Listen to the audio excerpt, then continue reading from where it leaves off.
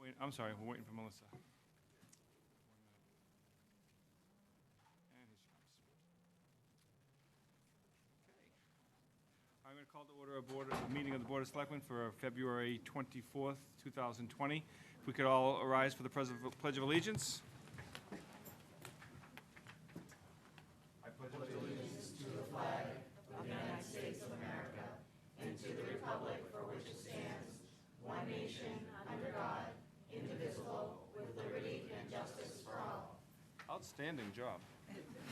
Could feel it up here. Could feel the vibration. No little peoples, the guy. Okay. So as we normally do, we're going to start with public comment. I feel there's going to be a lot of people that might want to comment tonight. So I am going to ask to keep your comments to 3 minutes or less as you come up. Also, when you come up, please state your name and address. And is there a sign-up sheet in there tonight? A sign-up sheet, please sign the sheet. And so I will open it to public comment. And we have for our first participant. I'm timing you, Stan. Okay. 43 Stone Cleave Road. Also president of the North Andover Historical Society. I wanted to comment on the item on your agenda for the acceptance of a bedroom set from Moses Stevens. I just wanted to say on behalf of the Historical Society that we would encourage you to approve the acceptance of that so it can go back to the Stevens estate where it was originally its home. Apparently it was removed from the estate decades ago when BU took over the property because they were concerned about its well-being of their genuine antiques. And now it's time for it to come home. The estate probably has a nice place for it to put. So we just wanted to strongly encourage you to support the recommendation to approve the return of the bedroom set. Thank you.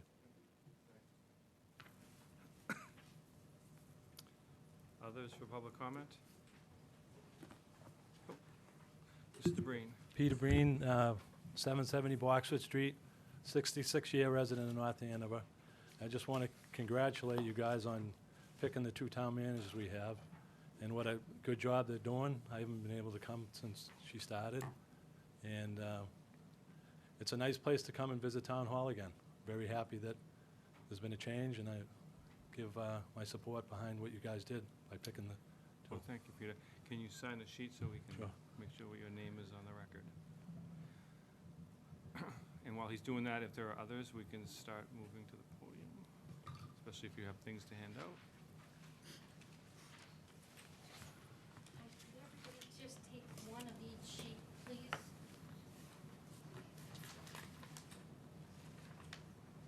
Hi, I'm Karen Loro from 591 Mass Ave. And Excuse me, how many sheets are there? there are 2 sheets. Okay. There's 2 sheets. And they go along with the big sheet you have. So today I'm talking about a couple little topics and hopefully can get through them quickly enough. I'm first of all carrying over the tree warden meeting that there was an on-site earlier today. And so the sheet that has the trees at the top and the ribbon, and then the white ribbon runs between the surveyor stakes defining the original North Andover town land that's in tan. So there's a cutout of the big map in the tree warden poster. And it shows the original town land with a number of trees there to be removed and a sign to remove the trees. But it also shows a pink area that are 2 parcels that were taken from me in about a year ago.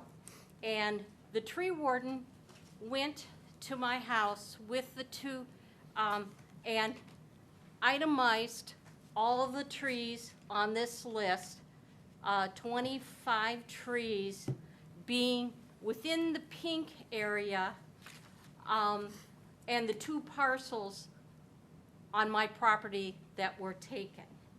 And so where there are trees shown to be removed, there are only 2 live trees remaining, and the full list talks about 14 dead trees that are basically on the town land and my original land.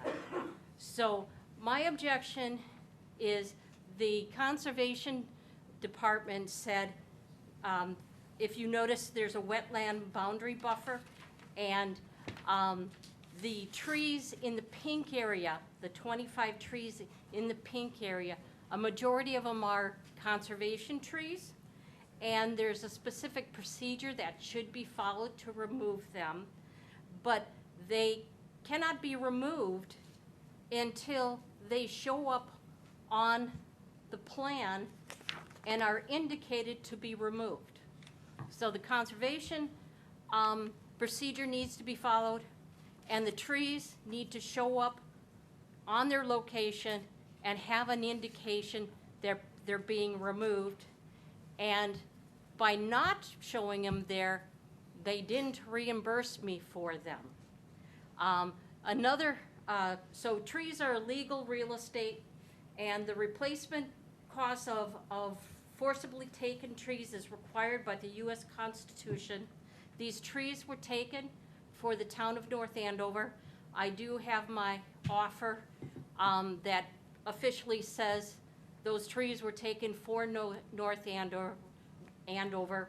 Later on, if you want, I can give you the Essex County registration for those trees being transferred into North Andover, the town of North Andover. And so also these trees protect my house. North Andover is supposed to define the zoning that's allowed, the setbacks, and with the removal of these trees and the taking of this land, my setback from will only be 9 feet, and the zoning requires it to be 30 feet. I talked to Don B. when he was here. I forget his last name. And I've talked to Paul Hutchinson. He's supposed to be checking into it because he said, I don't know how they could allow that to happen. So he's supposed to be checking into it, but I haven't heard back. So I understand there might be a zoning discussion later. So that's what's on that sheet. And if you have any questions on my little cute markup colored little piece of that map, you can look at the original. So you can use the colors to guide yourself.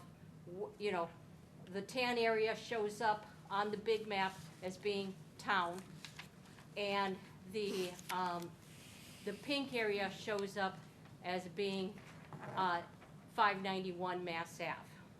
Okay, and then the other one is, and we talked about it a little bit today, the second sheet of paper talks about our concern about MassDOT following the plans. So, talking about the trees not being on there and trying to remove trees that aren't being shown on the plan and not following the conservation. And we discussed again today, they're not following the order of conditions. That's come up a few times.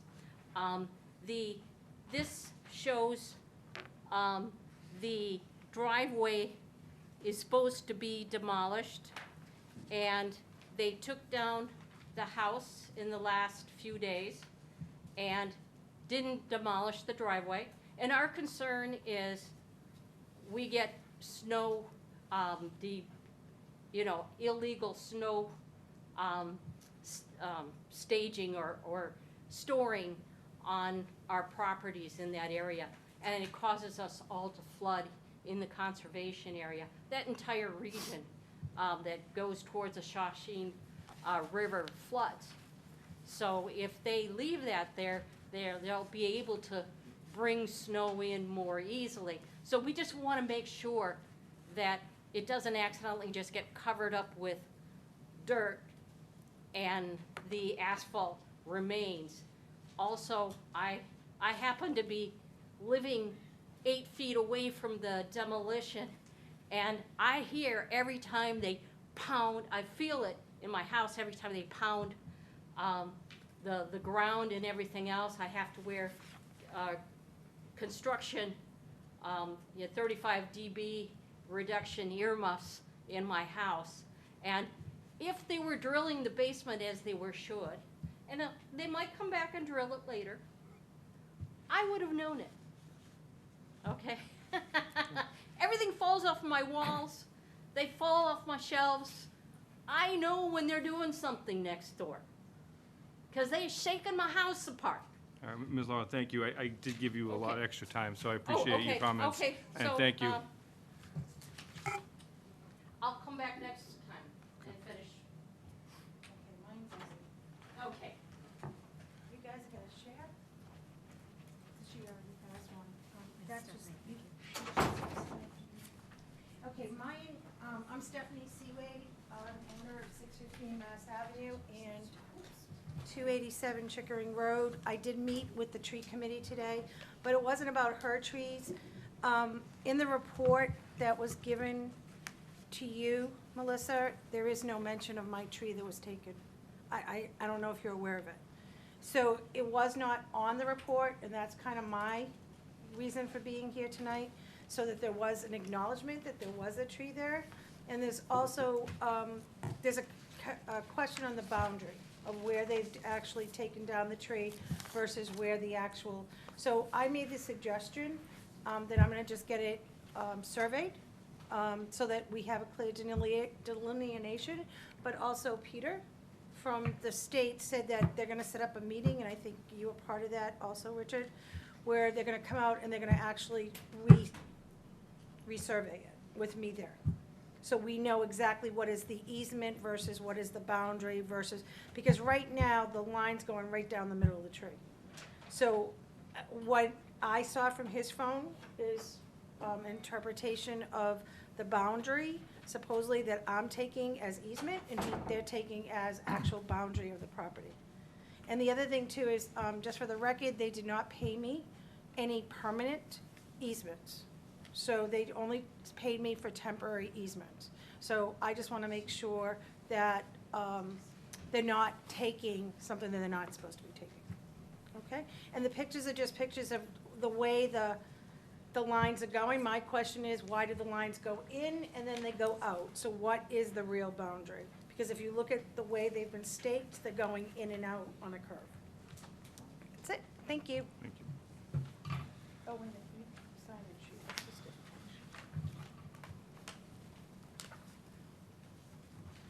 Okay, any other public comment tonight?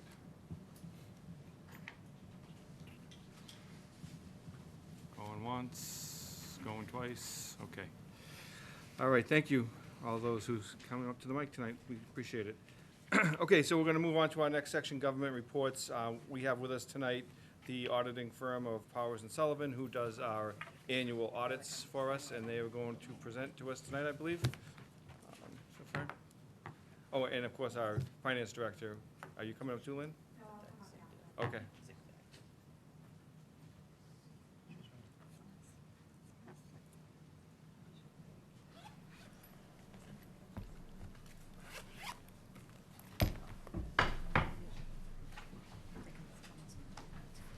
Hey, Frank. How are you tonight? Good, how are you? Hello, good, thanks. Maybe you could introduce yourselves, and we'll go from there. Sure. Frank Soretti, partner with Powers and Sullivan. Laura Stone, supervisor with Powers and Sullivan. Main reason why Laura came tonight was because she's just been added to the audit for 2020, so she's a supervisor with Powers and Sullivan. She's a CPA, and really excited to have her on the audit team out here. Great. And I thought it would be a good opportunity for her to come out and just get some experience out here with everybody and the culture and everything else, so. Well, thank you for coming out. Yep. Thank you for having me. Well, thank you for having us. Appreciate the opportunity to present the results of the fiscal 2019 audit. I'd like to start off by thanking the finance director, treasurer collector, the school business finance team, and the rest of the finance team here at Town Hall. We had very good cooperation and assistance as usual. We received timely responses to our questions. The information that we requested was also provided to us on a timely basis, and that's very much appreciated. It really helps to facilitate the audit and helps us to be able to get the work done that we need to get done on a timely basis. I'm gonna move this closer to you because they can't hear you in the back. And we don't want Sure. anyone to miss this. There you go. So we do the audit in 2 phases. The preliminary work was in early May, and then our year-end work was in early September. For the preliminary work, we're usually focusing on our planning and auditing the federal awards that you receive. We test transactions, we review and document internal controls, audit the budget, debt. We pretty much try to get as much done as we can to get a head start on our year-end work. The year-end work, we're wrapping up any loose ends we might have had from our preliminary work, and we're completing all of our year-end audit procedures, and we're drafting the financial statements for the audit. The overall results of the audit were that we were able to issue an unmodified opinion on the financial statements. That's the best opinion that you can get. It means that your financial statements are in accordance with generally accepted accounting principles, and they're fairly stated. All the reporting deadlines were met. In fact, we probably had about 80% of the information that we needed before we even got out here. And the finance director has always been great about uploading information to our secure portal, and this year was no different. And so that, again, just really helps to facilitate the audit. We're able to work on it before we get here, and when we get out here, we're able to hit the ground running and focus on the things that are important to us. So we really appreciate that. The information that we received was accurate. We didn't have to propose any adjustments through the audit process to correct incorrect balances on your books. The only adjustments that we did propose were what we consider to be GAAP conversion entries, and so we basically convert your budgetary basis financial statements to GAAP basis by recording things like capital assets, net pension liability, net OPEB liability, sick and vacation accruals. So all the different accruals and entries like that. And those are just standard entries that we book at any other municipality that we audit throughout the Commonwealth. No internal control deficiencies, no significant deficiencies or material weaknesses were noted during the course of the audit.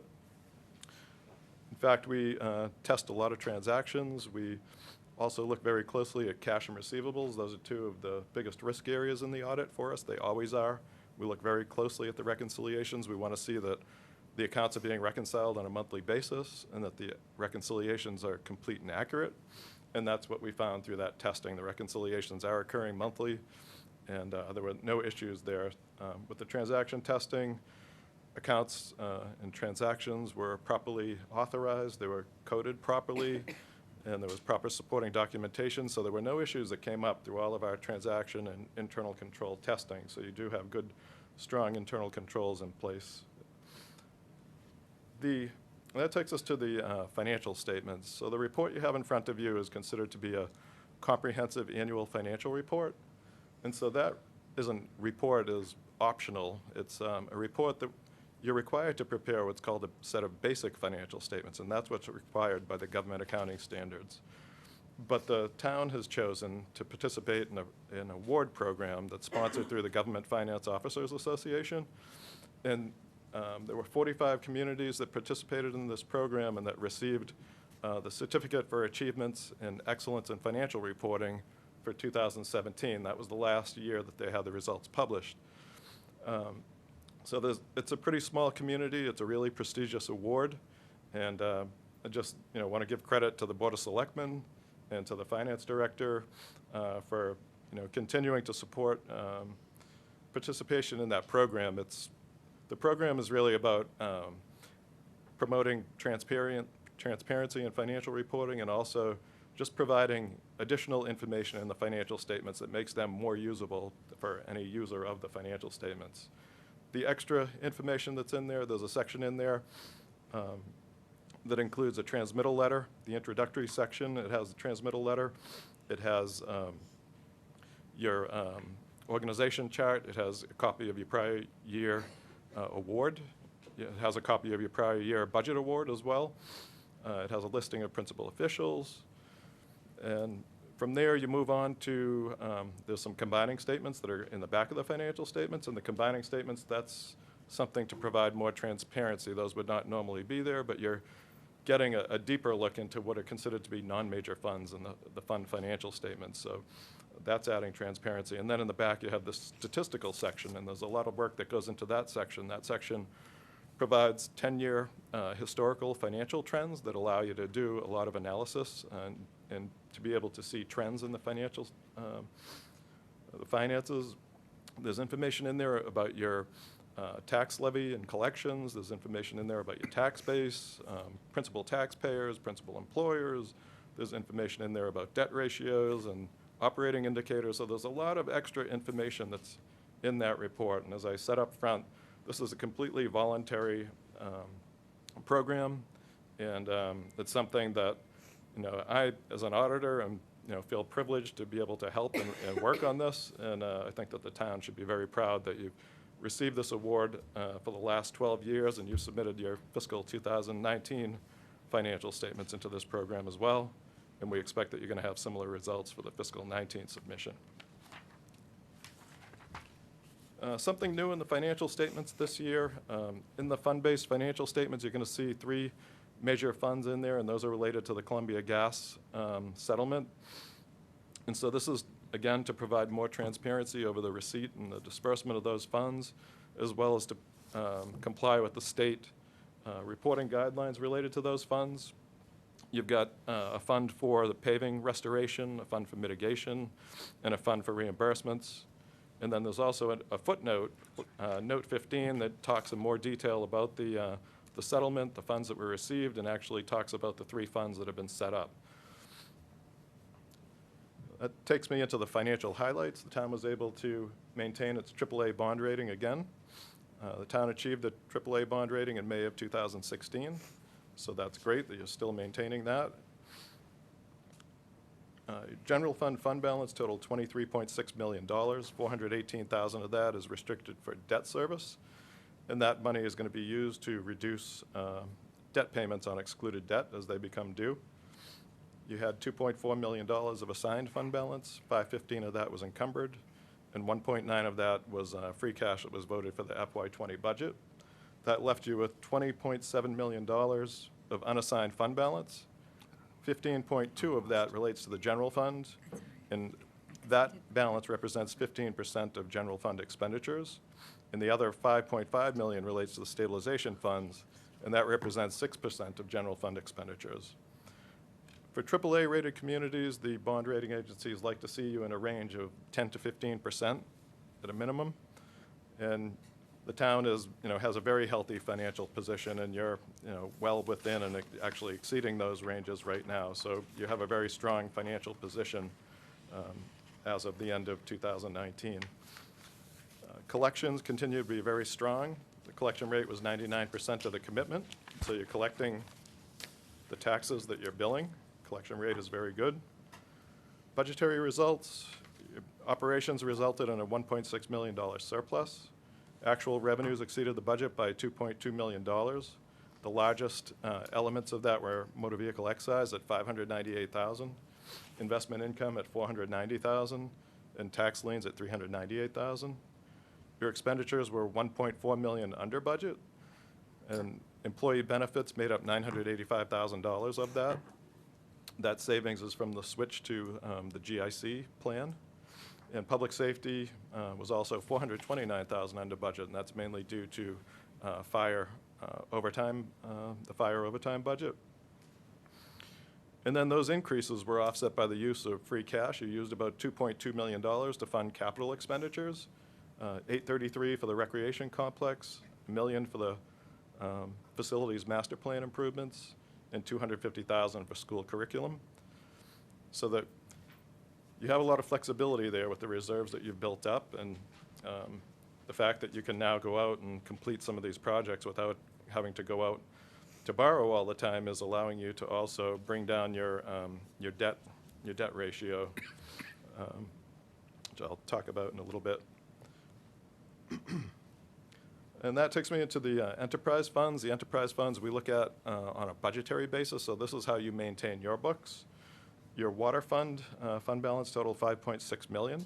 That was a $496,000 increase from the prior year, and that was due to charges for services coming in $186,000 better than anticipated, an appropriation surplus of $324,000.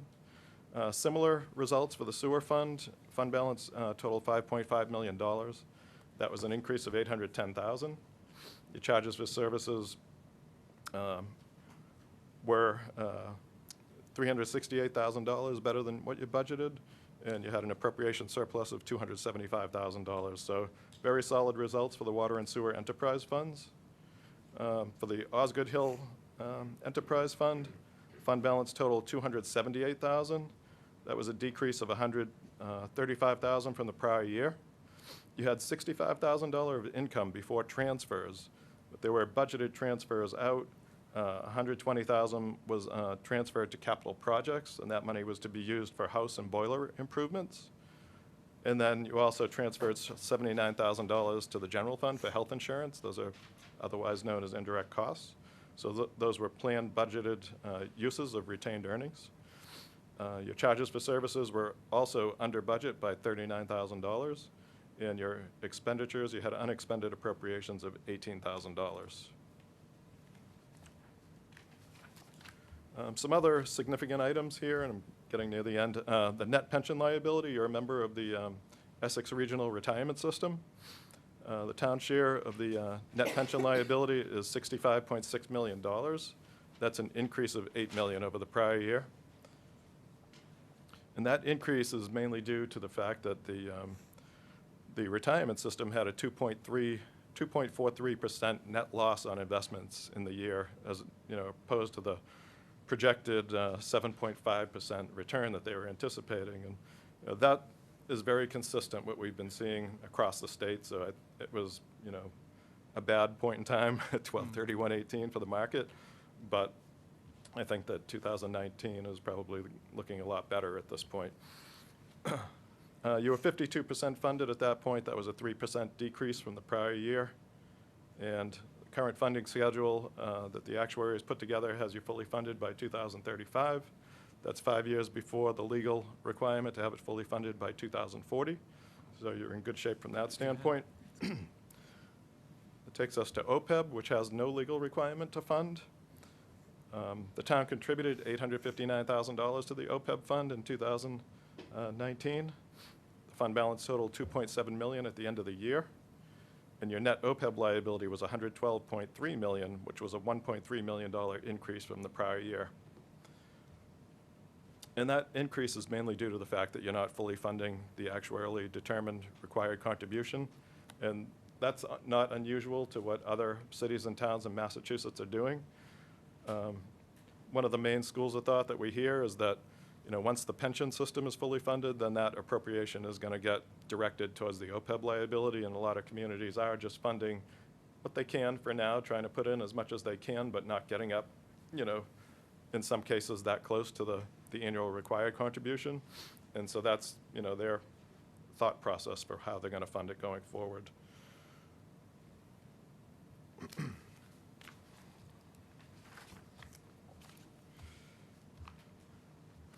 And then as far as the general fund debt service, I did mention this briefly. General fund debt service, that's your principal and interest payments on an annual basis, is at 5.4% of appropriations. We always think of 5% as a good rule of thumb of where you want to be. Over the past 5 years, that debt service has averaged about 6.3%, and back in 2012 it was 9.2%. So it's come down quite a bit, and I think that probably has something to do with the fact that you have reserves to start paying for some of your capital acquisitions and not having to borrow for everything. But that's a good, healthy debt ratio from the standards that we look at. And that takes me to the report on federal awards, which is actually a really quick one. Want me to keep going? Yeah, absolutely. Yeah. Unless there's any questions at this point. Yeah. The report on federal awards, that's like an audit of federal awards. It's required for entities that expend $750,000 or more in federal funds in a year. The town expended $2.2 million. Of that, $688,000 was for school lunch and $1.5 million was for education programs. Our testing was required to focus on the special education program. We had no findings, no question costs. This again was another clean report. We had an unmodified opinion on compliance, and there were no significant deficiencies in internal control. So again, those are the best results that you could hope for in that report. And then that takes us to the management letter. The management letter had 7 comments in it. 2 of those have been fully resolved. 5 of them are in process. And those 5 are relate to uncollectible receivables and writing them off. We're recommending that you look at some old receivables and consider writing them off. It's for old motor vehicle excise and old farm animal excise, as well as some ambulance receivables. And my understanding is that that process has already started, so they're in the process of looking at those balances. It doesn't extinguish the taxpayer's responsibility to pay the taxes, and the motor vehicle is flagged at the registry. And so you can still collect those payments. It just makes the accounting and the reporting of them more efficient and less cumbersome, and the whole reconciliation process just kind of streamlines it. Some of these go back to 1990, and they're pretty old.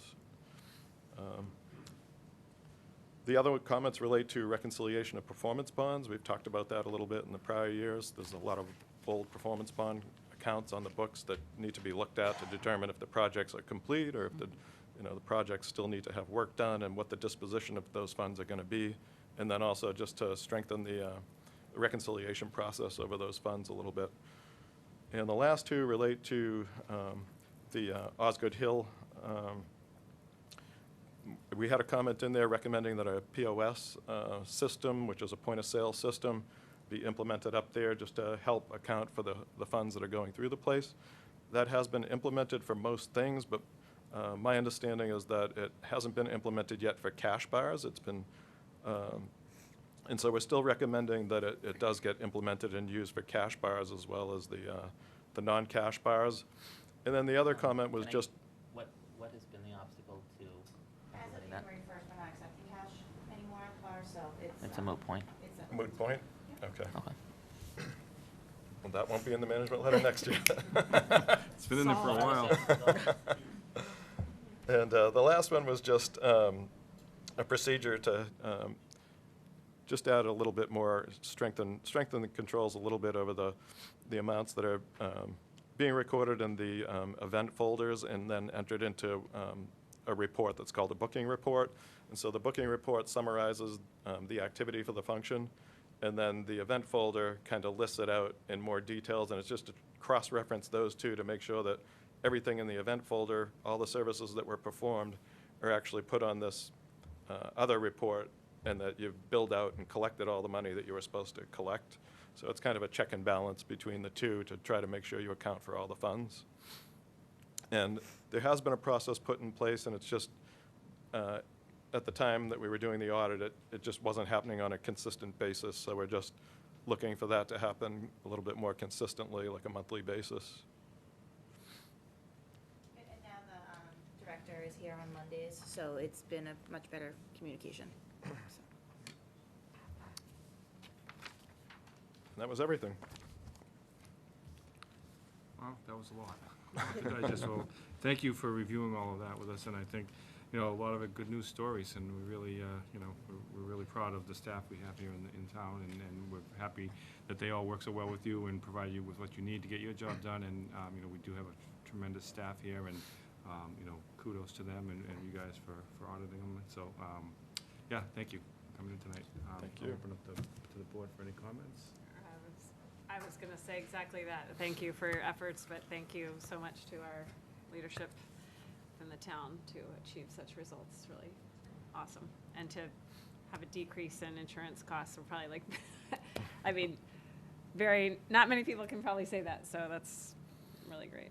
Yeah. And just for the public in the room and at home, all of these reports are posted on our website. Yeah. So if anybody has an interest in going through these financial reports, they're all posted out there, and you're welcome to dive into them and take a look at them all.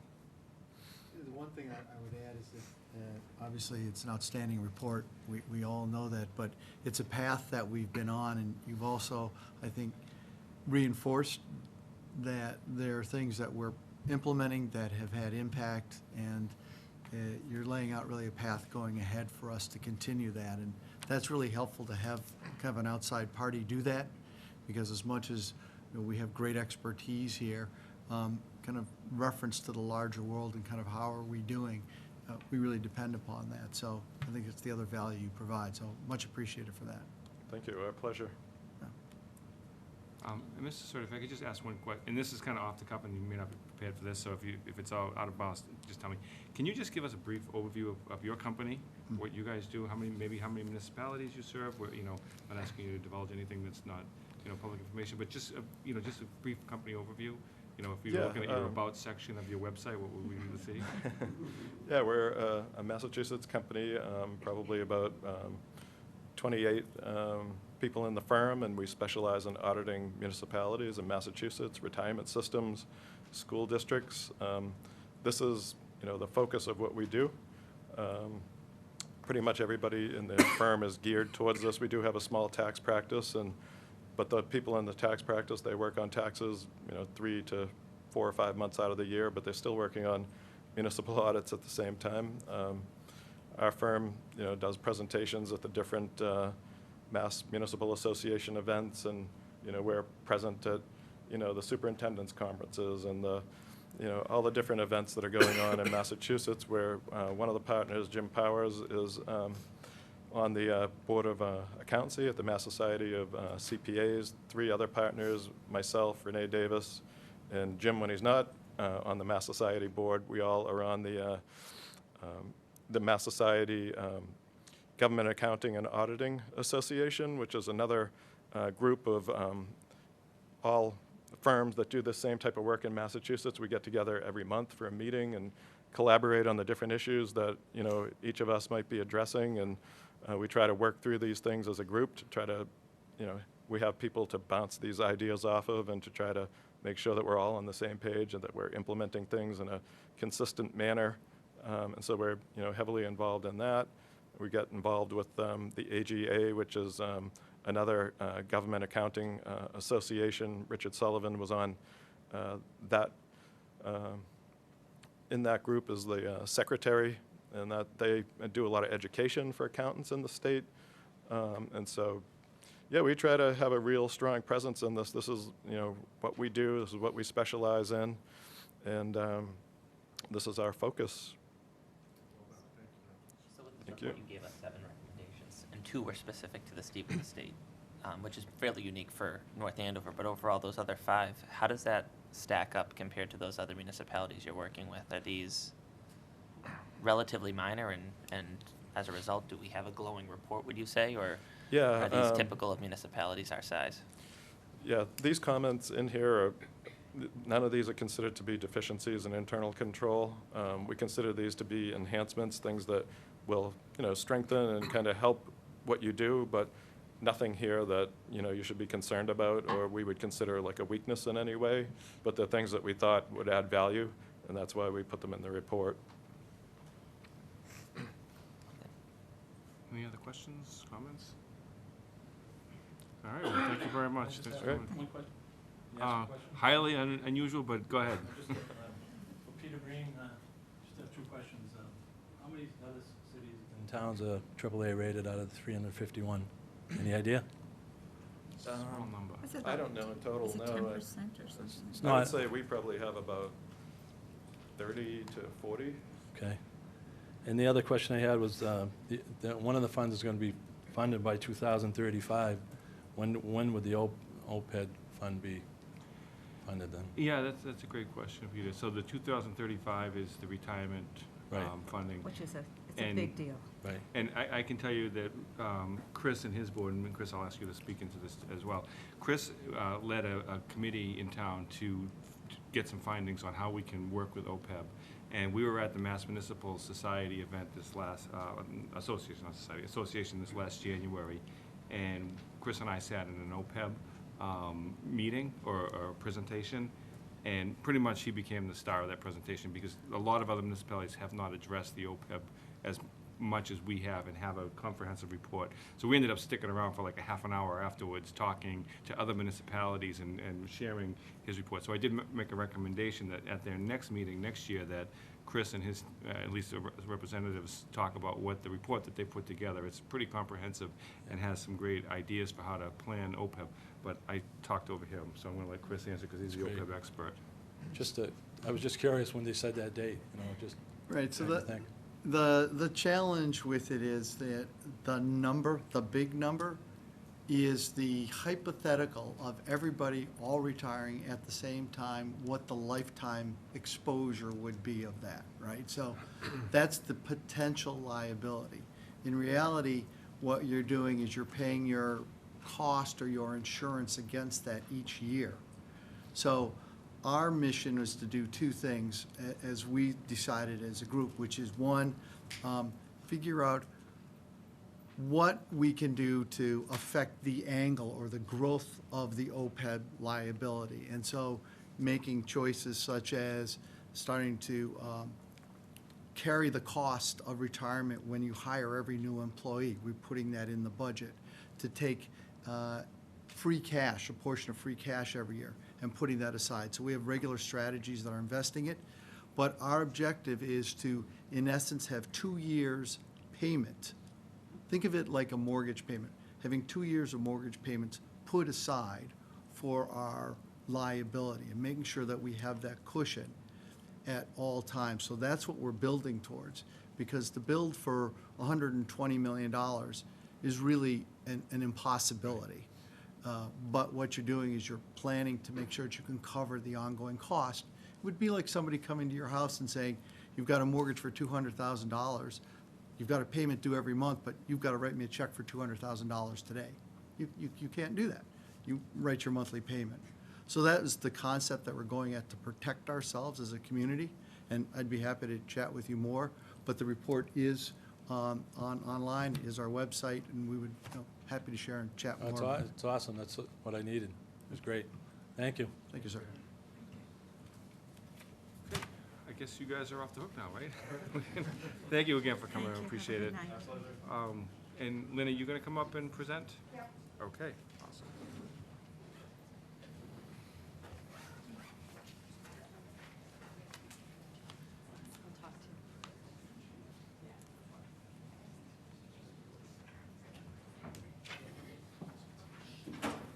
Thank you for having me. Of course. I'm here to present my second quarter financial reports for fiscal year 2020. It's ending December 31st, 2019. I just wanted to, go over a few highlights of where we're at as far as revenue collections and then expenditures, what percentage of the budget we're at this point in the fiscal year, and any issues that I might have that I'd want to bring to your attention. So basically, as we stand right now, property tax revenue collections are at 47.8%, which is a little bit down from the same time last year, but nothing to be concerned about. It's just a timing issue of when the receipts actually got posted versus, December versus the 1st of January. The tax bills did, went out on time and everything, so we have no issues with the collections at this point, and they're up within target through the February, so I'm not concerned. Motor vehicle excise are at 14.8%, which again is down 2% from the same time last year. But the very large tax commitment just went out. It's up equal with, or if not exceeding, what we committed last year in February. So that should pick back up again by the end of March, middle of April, when the collections are due. Meals tax collections are running at 54.1%, which is in line with what is expected based on 6 months into the year. It's up slightly. Ambulance collections are at 56.6%, which is compared to last year, which was 65%. So it is down slightly, but that indicates that people aren't getting as sick and needing ambulance services as much as they did last year. But it's still in target to meet budget with no issues. On the building inspection fees, which include building, plumbing, electrical, and gas, we're at 44.9% compared to last year, which was 69.63, but in last year's collections through December, there was payments on large building projects, which is mostly the Princeton properties, which drove that percentage up higher. Backing that out of the collections brings it back down to the 41.6%, which is exactly in line where we want to be compared to last year. Interest income collections are soaring. It's the best word I can say for that. We are doing, the treasurer's office is doing phenomenal on investing the funds that we have with the banks and getting the highest interest rates. We're actually at 122%, so we're over budget already for this point in the year, and we can only go anywhere but up.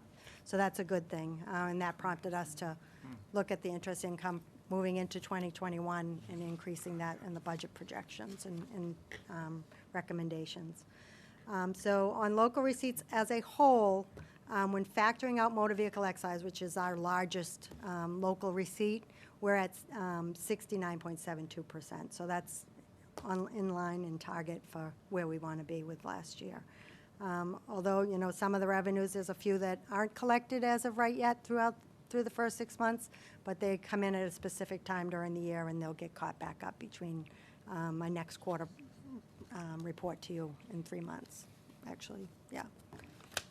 So moving into expenses, we're at 46.8% of budget for this point in the fiscal year, and we're right in target.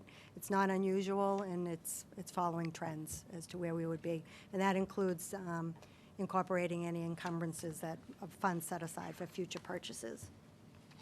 Moving into the enterprise funds, water and sewer both are running very strong. Collections for water are at 46.6%, and expenditures are at 50% of budget, which is normal operations for this type of business. The sewer revenue collections are at 42.6%, and expenditures are at 45.5%. No issues there either. They're still both running very strong, looking to meet budget on collections and expenditures with no issues. Moving on to the Stevens estate, collections are at 36.5%, and expenditures are a little higher at 60.6%, but that also incorporates the fact that we have encumbrances and money set aside for specific purchases that we know that are coming up throughout, you know, for utilities and things like that. And factoring out any capital transfer in the Stevens estate, the budget is currently running a small loss, but will be made up as the future bookings get collected between now and June 30th. And at this point, even with snow and ice, through December, we didn't show a deficit. Now that we're into February, we've had a few small storms. We do have a small deficit in snow and ice, but it's not an issue which we'll be able to absorb with any surpluses throughout the year. Nothing that's not anticipated. So, anybody have any questions? Sounds like a good report. The slight difference in the taxes coming in, do you think that is partly because of the Columbia gas, where properties had really major losses, their taxes got reduced because the house wasn't worth what it... and No, I think that it's ever so slight, but it's very slightly, and I think it's a timing issue of the recording of the receipts coming in. As you know, the treasurer's office was down a staff member. We now have full staff. Everything is being posted on a faster pace now. It's, you know, you got to pull in all of the receipts from the banks on time, things like that. It might be an issue where it came in at the very last day of the month and it didn't hit the bank in time. It hit it after 3 o'clock, so it falls into the next month. So as I said, looking at the collections through February, we're right on target. it's close Yeah. enough. Okay. That percentage, Lynn, the Yep. 47.8% that Selectman Smedili was talking about, is that in revenue? So I know it says property tax revenue collections Yes. are at 47.8%. That's revenue. That's not number of taxpayers. Nope, that's Okay. just the percentage of the tax revenue collected. So you really could just Compared have to a few budget. taxpayers who just waited a couple more days to write their checks, for instance. I mean, that could be what They skews could that. have, So yeah. it's all within range, is Yeah, what you're and saying. as you know, we did have a little glitch with some of the bills with the printing company. So it held things up a little bit because we did have some people that paid it a couple days late, which we waived any type of fees whatsoever. No one was charged any interest or penalties for, because it was a printing issue with the tax bills. There was a confusion with the tax billing company. Yeah, but it was all rectified. Looks good. Yep. Thank you. Any other Thank you. questions or comments? No, good. Thank you, Lynn. You're welcome. Thank you. Okay, so we're gonna move on to new business. The first item on the new business is a vote to approve removal of public shade trees along Massachusetts Avenue and Chickering Road. Madam Town Manager? Yeah. Just want to run through quickly. So this afternoon at 4:30, the tree warden did have a public hearing at the trees under Massachusetts General Law, Chapter 87, Section 3.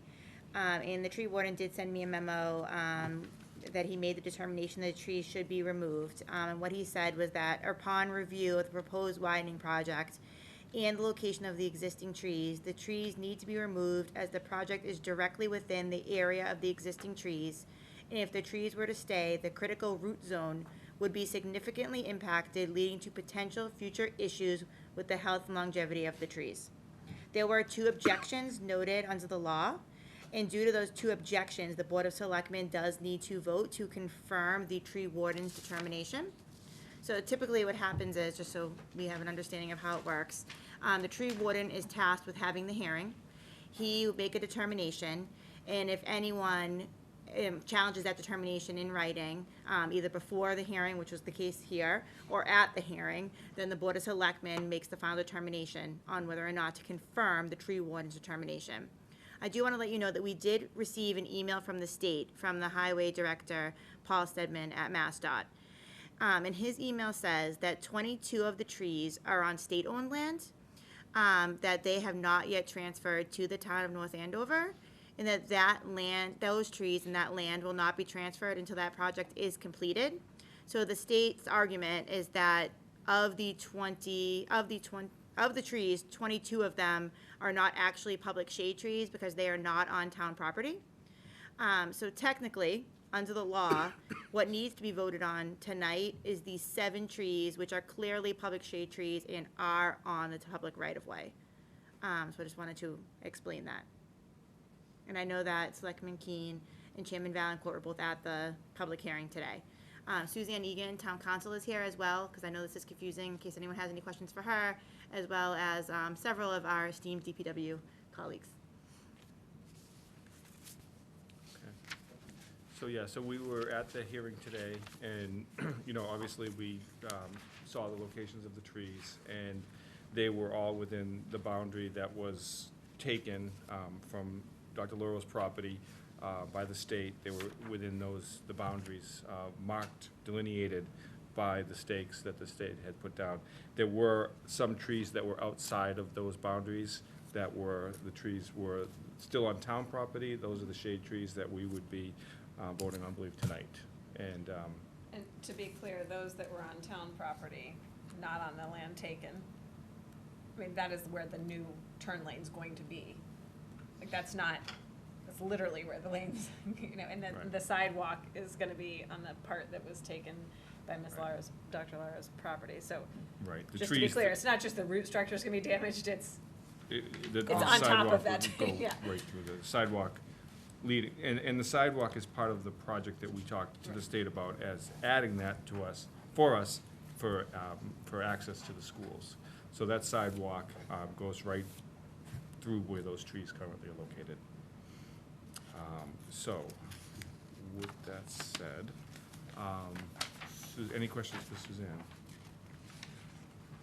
It would be helpful, so, Madam Town Manager, your statement was that all but 7 are deemed to be by Mass District 4 on state property, and so we're really only discussing 7 of the trees. And so. Right, so we originally posted all of the trees over an abundance of caution, Mhm. right? Because there was some discussion about whether or not those trees that are still on the state-owned property were public shade trees or not. So we went ahead and posted all of them, just so everybody, just in case we got here tonight and the board really wanted to vote on all of them. But we are very comfortable with stating that those trees are not public shade trees because they are on state property, but that 7 of the trees are public shade trees on public right-of-way, and that those 7 trees need action by the Board of Selectmen. So I don't know if I'm being tedious with this, but is it possible with the 24-page attachment to the agenda to determine which, or am I just missing it? Which of those 7 qualify? Yes. Maybe Jim can, They're in, well, they're in a document, but Well, because in this document, like for instance, we have I'll talk about Miss Seawade's house. There are 2 trees that are pictured where they're numbered 45 and 67, and then in other parts of this document, the trees are not numbered up to that digit. So I did I went and mapped that document from 2017 to the current document, and it's 3 trees on the church side.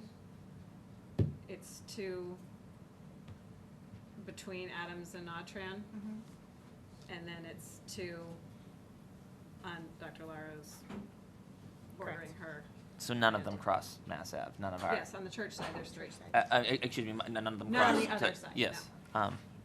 Okay. It was an effort to map, to map those to the 2017 document, but, so those are the 7 trees. yeah. Okay. Jim or John, do you want to add anything to that, or? Jim looks like he's shuffling. Why don't you Come on. come up?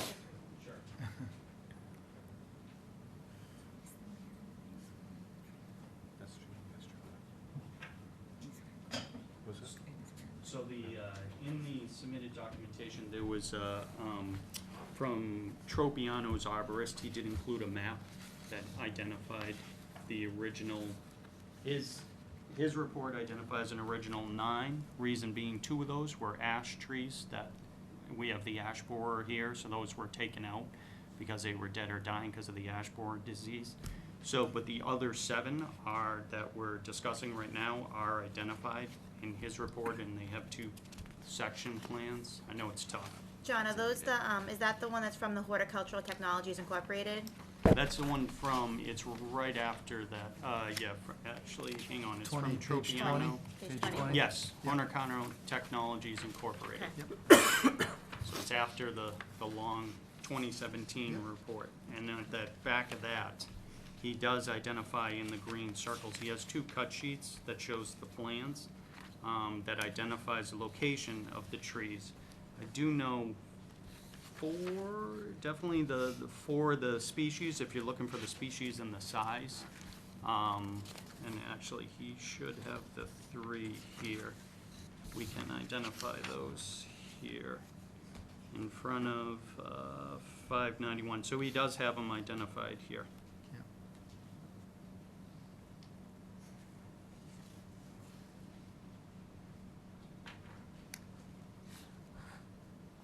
I'm not sure if that answers your question, Phil. No, it does, because it's Okay. on pages 20 and 21. And as the point was made, if anyone watching from home wants to just click on our agenda, they're hyperlinked and Sorry.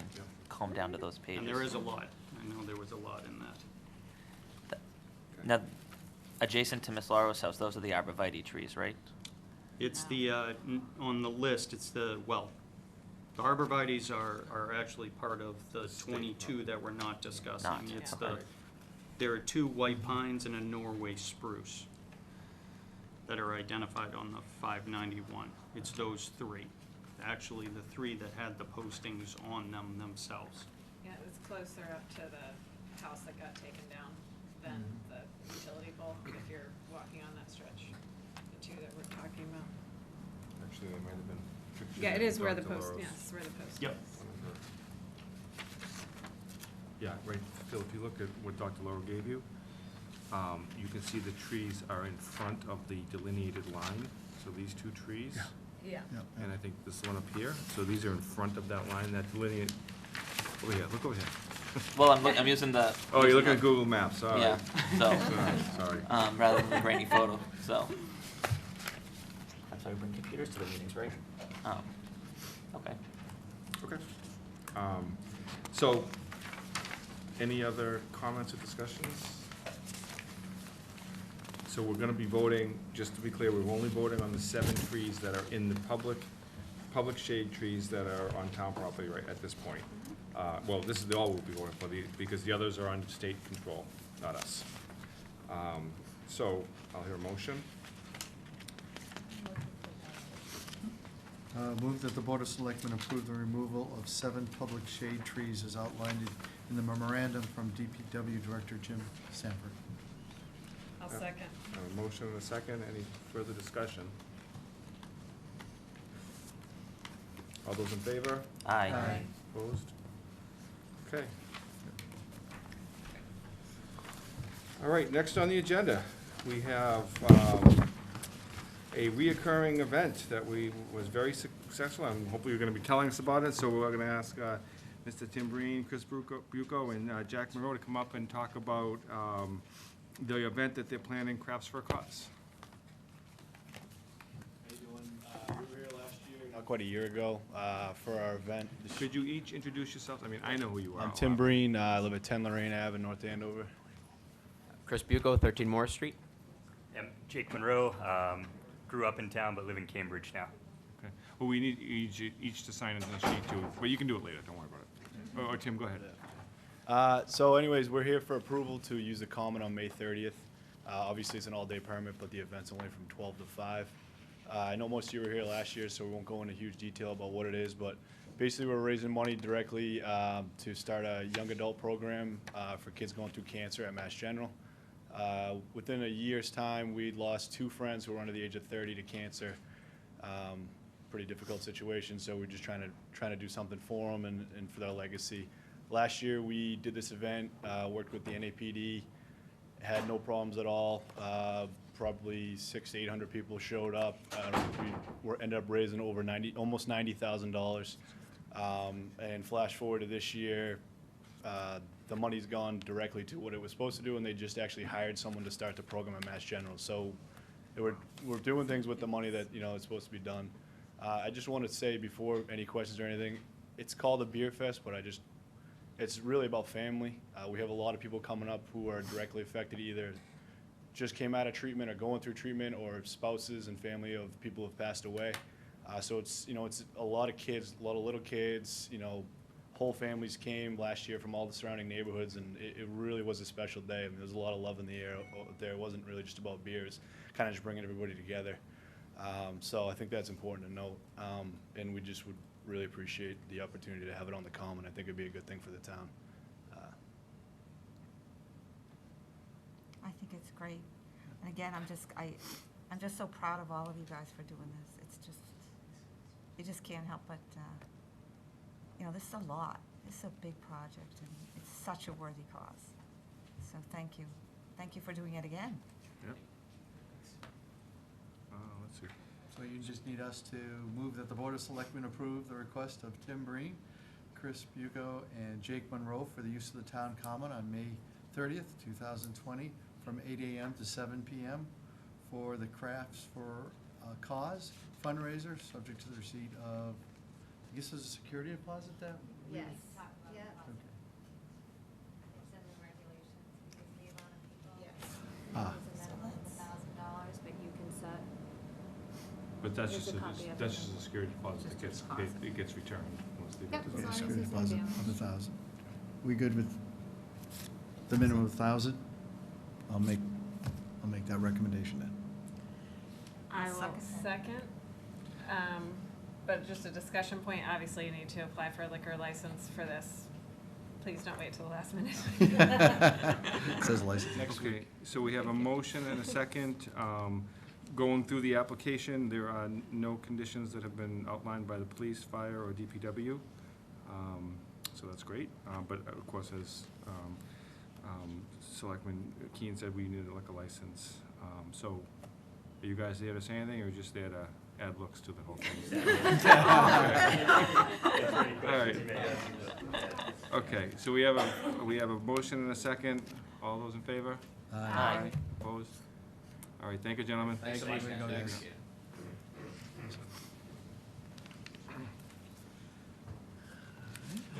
Okay, Thanks, Peter. Thank you. so next on the agenda is the appointment of Patrick Karamash to the Festival Committee. So Patrick Kudabash sat down with myself and Selectman Nobley at this point about 4 weeks ago. And what we really liked is that as we've met with some of these applicants for different boards, the chairman and chairwomen of the committees that these individuals are applying for have been more than accommodating and making sure that they speak with these applicants too to make sure they're good fits. And so I like the groove that we fit, and Patrick's one of those examples of someone who reached out to our chairman, Jeff Coco, of the festival committee. I know they had a conversation. Patrick followed up and said, yep, that's a good fit. He's a father, lives on Green Street, actually, neighbor of yours, Rosemary. Son goes to Atkinson School, 9 years old, interested to get more involved in the community, and I wholeheartedly motion that we appoint him to the festival committee. Absolutely second. It was wonderful to kind of see that enthusiasm. It's a good come to street. it. It's a great city, great town. So we have a motion and a second. Any further discussion? Again, we'd like to thank all of our town people who take the time to volunteer on these committees. We know it's additional commitments that people have away from their homes, and it really is what makes our town such a great place to live and work and play, that we have so many people that are willing to give their time on these committees and boards. So we thank Patrick and all of the existing members of any boards that we have out there, including people at this table as well. So, all those in favor? Aye. Opposed? Welcome, Patrick. All right, motion to move into licensing. Move to open a meeting in the North Andover licensing. Second. Motion and a second. All those in favor? Aye. Aye. Okay, the first item we have, I don't have the agenda open in front of me. Okay, the renewal of the entertainment license for Stephen Coolidge Place. Do we have Catherine here, the applicant, to make some statements?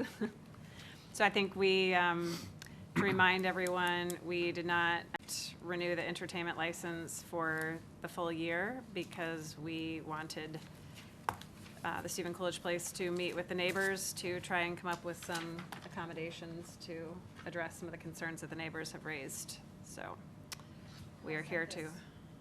Part of the entertainment license, I don't know if you received it.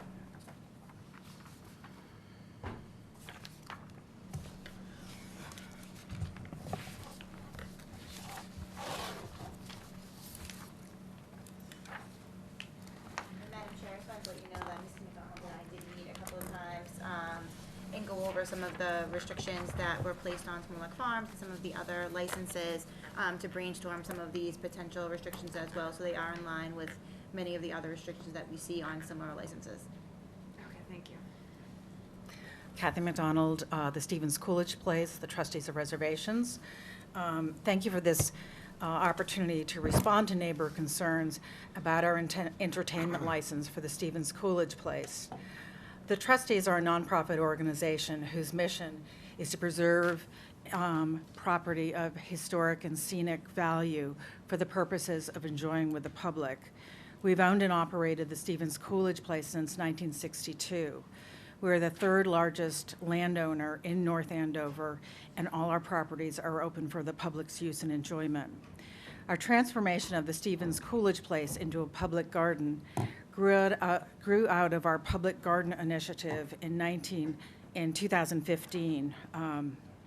Through our strategic investments in programming, these properties are transformed into a vibrant community cultural center that welcomes our members to actively engage with each other or to simply relax and enjoy the beauty of the property. Our programming includes a host of year-round learning opportunities as well as special events for community engagement.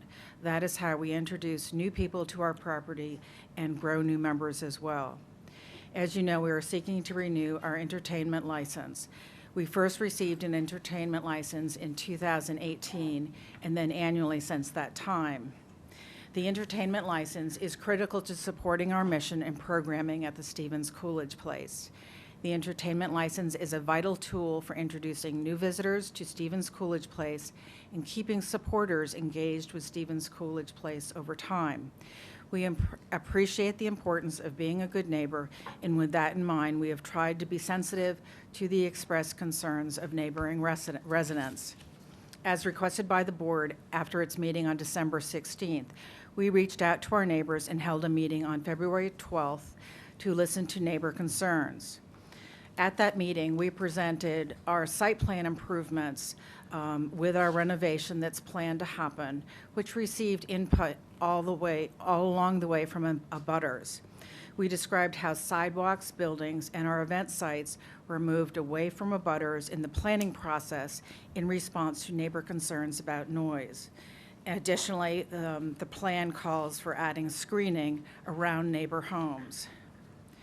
The entertainment license was also discussed, noting stage and speaker placement and levels of noise. Additionally, neighbors expressed concern about standalone alcohol events, which they described as events serving alcohol with no admission fee and that are not part of a larger event. That's what was discussed at this meeting. The entertainment license concerns live music, dancing, and public shows, and it is a one-year license. In response to the neighbors' concern about noise, the trustees is recommending the following conditions for the 2020 entertainment license. The time of operation, changing the time from 8 a.m. to 9 p.m. to 10 a.m. to 9 p.m. Location of the stage, to move the stage away from the neighborhood to the event lawn or the new event lawn, which is yet to be built, or Hemlock Lawn facing southeast towards 115 Andover Street. And I do want to note that stage was moved July 12th, 2019 to that location in response to neighbor concerns for noise.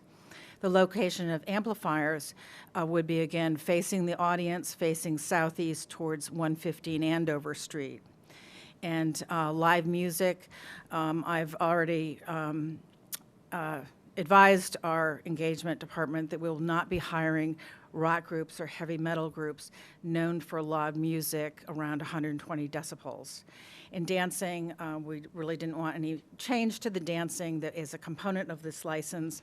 I was excited to find out that at our Oktoberfest, kids get up and do the chicken dance with their parents. So we really want to keep that. The proposed conditions were communicated to the neighbors on February 20th and 21st. We ask that the Selectmen vote to approve the entertainment license as requested with the trustees' proposed conditions. We think the license as proposed reflects an appropriate accommodation of the neighborhood interest. On a separate note, to address neighbor concerns that were expressed at that February 12th meeting regarding freestanding alcohol events, the trustees have voluntarily adjusted our program by removing standalone alcohol events or beer gardens, such as the one you just approved, as defined as an alcohol event that is not part of a larger event or festival and does not have an admission fee. So with that, we have removed Notch Beer Garden from our programming schedule for when it was a standalone event. We've also noted that on our road signs or advertisements, we will remove alcohol in the title, such as Booze and Brews or the Unwind Festival. We know that some community members enjoy the beer garden as an opportunity to meet with their friends in a beautiful garden setting. And we also know that this particular event was of concern for our immediate neighbors, and then we have removed it for that reason. The trustees is beautiful for such a beautiful public garden and historic home in this community to share with the public through our mission, and we hope to encourage people to enjoy the outdoors in our beautiful setting. Thank you for your time and consideration.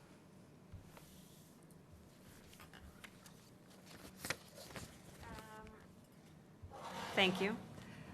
I see that there's neighbors here, so I will offer you each an opportunity to make a public comment if you so choose. I know we have received your comments, but since you came, if you would limit it to 3 minutes, please.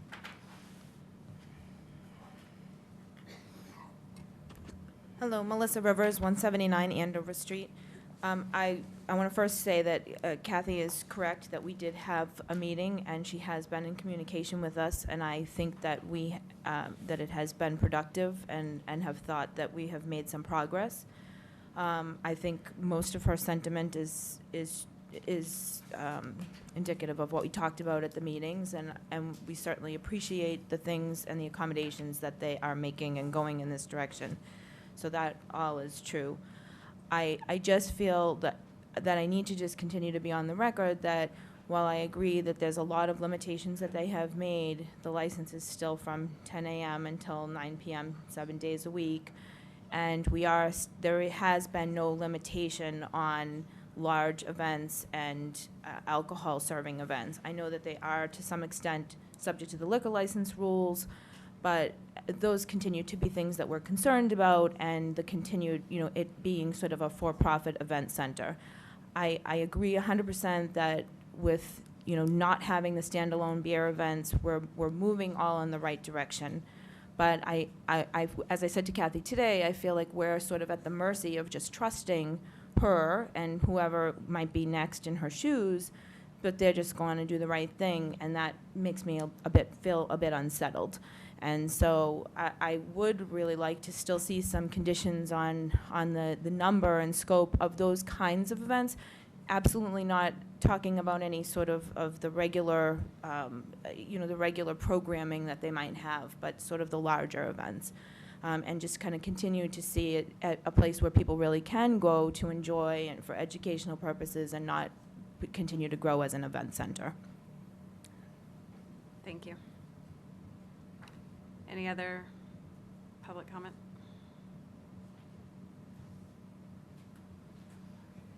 Kelly Cormier, 169 Andover Street.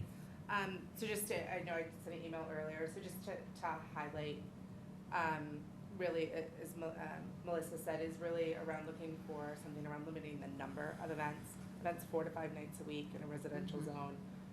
Nowhere else would that happen in our R3 district in town. It seems I now live to the biggest party in town a few nights a week, or potentially could, right? Constantly. So looking for a restriction in the number of events and the size of events. Certainly not, as my neighbor, as Melissa said, there's a lot of very positive events that happen there. It's not those. I think it's really clear. And also it's the events are causing issues later in the evening, not in the morning, not the 8 to 10, really looking for that restriction to go on the other side of that. I don't think anyone's had an issue lately at all. Thank you. Thank you. Anyone else? Okay. Thoughts from the group?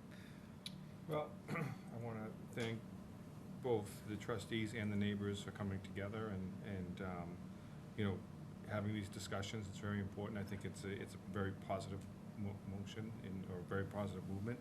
And thank you for your comments in support, and also for your additional comments. I think the concessions that have been made are very good.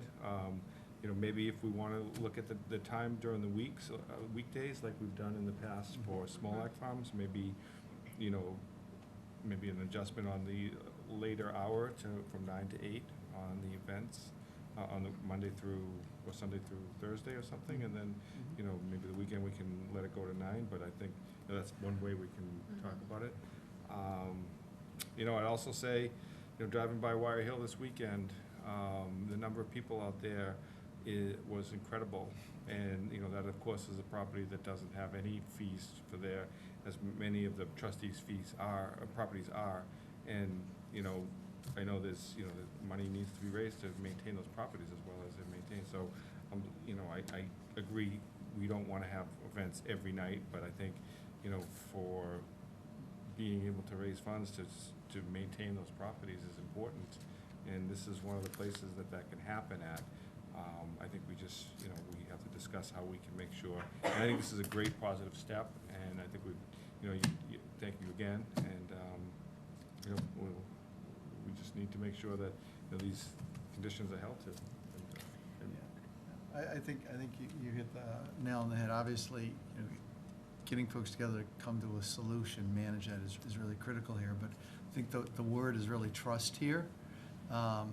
And that's a hard thing to build when people feel bruised all around, okay?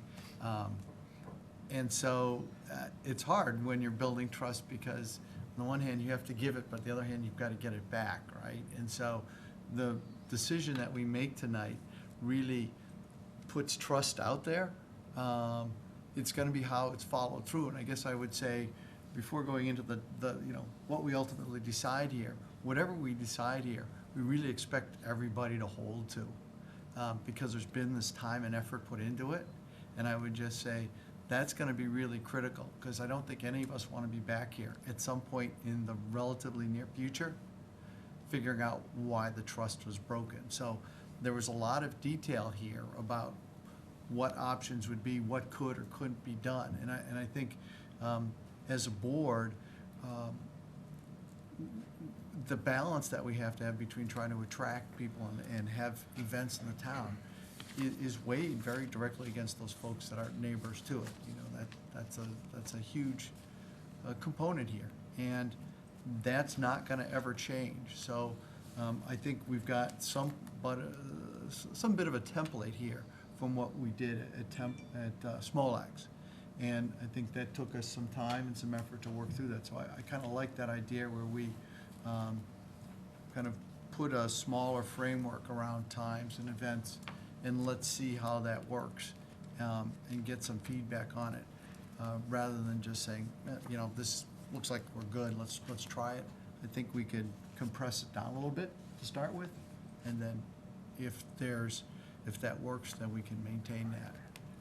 That's sort of my general thoughts. Madam Chair, do you want me to read the times for Smolax? I have all the Oh, lists here. yeah, That'd be that'd be helpful. helpful, thank you. Okay, so Smolax term is May through December. Their hours are Monday through Thursday, 8 a.m. to 9 p.m., Friday and Saturday, 8 a.m. to 10 p.m., Sunday, 8 a.m. to 9 p.m., except on Sundays preceding a Monday, state, or federal holiday, in which Sunday closing hour is extended to 10 p.m. For Stevens Estate, Monday through Sunday is 8 a.m. to 1 a.m., Sunday is noon to 1 a.m., and for the North Andover Country Club, the hours are 11 a.m. to 10 p.m. And those are all of our licenses. Monday through like every day? Every day. Well, I find that helpful. I think Yeah, it's very important. helpful. It's an important context-wise. Eye-opening. So for me, Mm. and so Melissa, you were asked to provide that. I'm glad that you did. But I think it's important for the audience, and especially for neighbors, that the way that I look at it as these are folks who purchased residential properties next to a nonprofit entity that is not a function facility by that typical definition. It's not a country club. It's not an events facility like the Stevens Estate is. It's not Small X Farm, which is a for-profit multi-acre business that I think the discussion that we've in the past had is if they aren't able to remain economically viable, there are other options available to those owners, and we've made the decision as a board, I think, to pursue the least intrusive policy, or the policy that would result in the least intrusive development of that land. I empathize with the neighbors. I mean, these are people who purchased homes next to a property that, again, was trustees of reservation. This was not a function facility.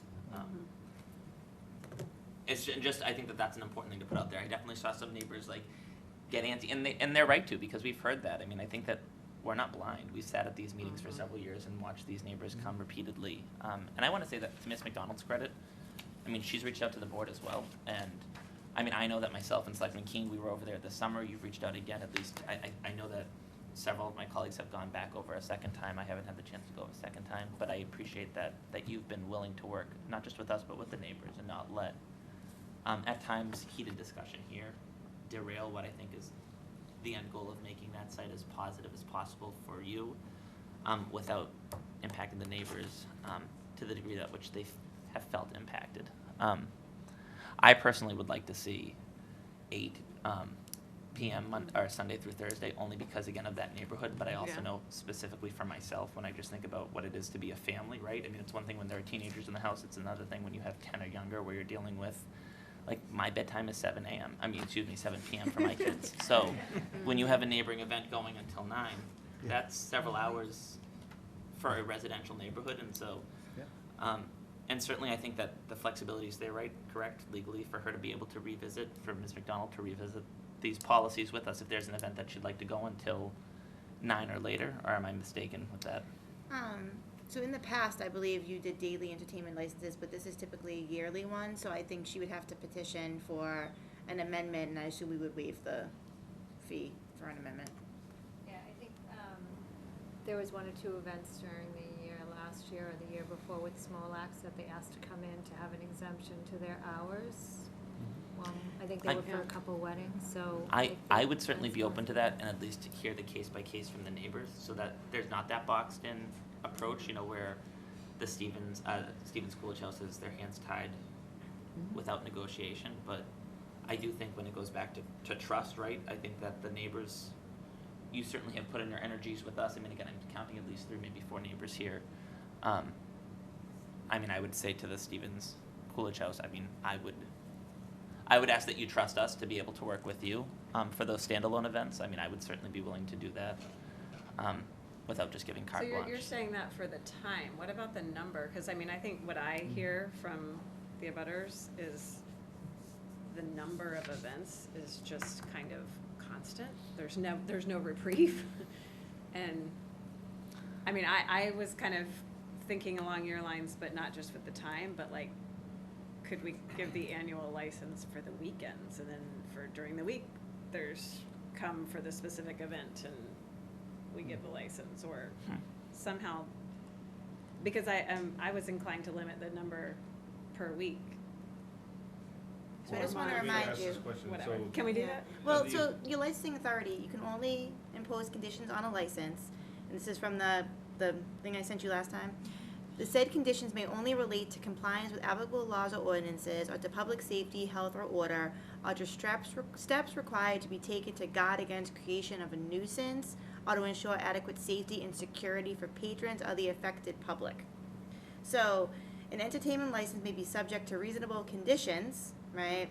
But cannot be generally denied unless the officials are convinced that no conditions can address the health and safety concerns. So typically the conditions are things like police details, cutoff times, provisions about bathroom facilities. I've never seen conditions about the limiting the number so much. I mean, I could certainly research it further. I think that the time adjustment to go even to the 8 p.m. effectively does that to a certain extent, and it also at least is consistent with what the neighbors have asked. And I mean, I think then if there's a different conversation moving forward, where if the neighbors feel like they're still being impacted, it's still a nuisance. I suppose that's something that we as a board could always revisit, but I definitely don't want to tie both hands of the Stevens, of the trustees. I think that they do great things, and I think that you were put into a difficult situation, right? Because you're being tasked to perform certain tasks at this property. And I know, because you're only less than 2 years into this role, right? I mean, you actually started last summer. No? I started in May. Oh, okay. So look at that. I just remember last summer when we came. So you're just about a year into this. And this wasn't the problem that you made. This is, again, something that you inherited. And I think that the neighbors, I hope that you have been understanding of. What I've tried to do since I've been there is hear what neighbors had to say and address them. And I think that's happened, and I see no reason why it won't continue to happen. So that's just my attitude towards being a professional in business. But And yes, you have been, you're by the right, way, I I'm think. required also to be sustainable so people can live next to a beautiful garden, people can walk their dogs in a beautiful place like Wire Hill. You know, I am responsible for the entire North Andover and Andover portfolio, not just the Stevens Coolidge place. And so you can, I mean, that's the same tightrope, right? That we have to walk as elected officials, right? Because there's a whole neighborhood there as well that's being impacted, and right. That's part of our responsibility as well, is to hear that input, but also, I mean, I enjoy those events, but I don't live next to them. I can't imagine. I think I'd have a different experience if I had to abut them, but I think that you manage them well. But And we continue to. An example, this year coming into this position, there was quite a bit of feedback from last year's winter lights, and we spent a lot of time and a lot of money with buses, with police details, and moving parking out of the neighborhood. And we will continue to improve upon that next year. And the busing I thought worked very successfully. There were no cars that we could see on Chestnut Street or Andover Street, and it was a very successful event. You also need to know that over 35% of the people that go there have zip codes in Andover and North Andover. It's a real community event, so, which is really nice to do. Can I speak up? I'll make an exception. This is not the time. It should have been during public comment, but since you didn't, I'll let you have a quick 2 minutes, please. Mike Fina, 124 Old Village Lane. I'm in a butter. So Kathy mentioned 35% of the events are Andover, North Andover people. I was talking about a specific event. A specific event. Yes. But my concern is the new entryway, there her driveway into the property is coming up at. We're not talking about the new development. This is strictly All the right, entertainment well, I license for apologize this. again. But it is an event center now. That's what it's evolved into. And although they're not a for-profit like Smolak, they are generating revenue to support to maintain the property. So by having more and more events generating revenue to support the property, I mean, it's kind of, I don't know if they can hide behind their not-for-profit status. So, I mean, that's really the concern, is the frequency of these events, having a new entryway. I know this is not about that, but again, that's the concern. Entryway off a state highway is going to attract, that was the purpose, to attract more people from being outside of Andover, North Andover, to bring more people into the property. Well, I don't want to get into that. That's Okay, not all right. the Well, point of the again, I discussion. apologize, Thank but- you. So we discussed the time limiting the events. I think we didn't discuss some of the other things that were in Ms. Cormier's email. The porta potties not being adjacent to neighbors' lots, I feel is a reasonable restriction. It's a health. Related. There was also There was a remark about. traffic for the vendors not be on Wood Lane. I think that is a reasonable request. Well,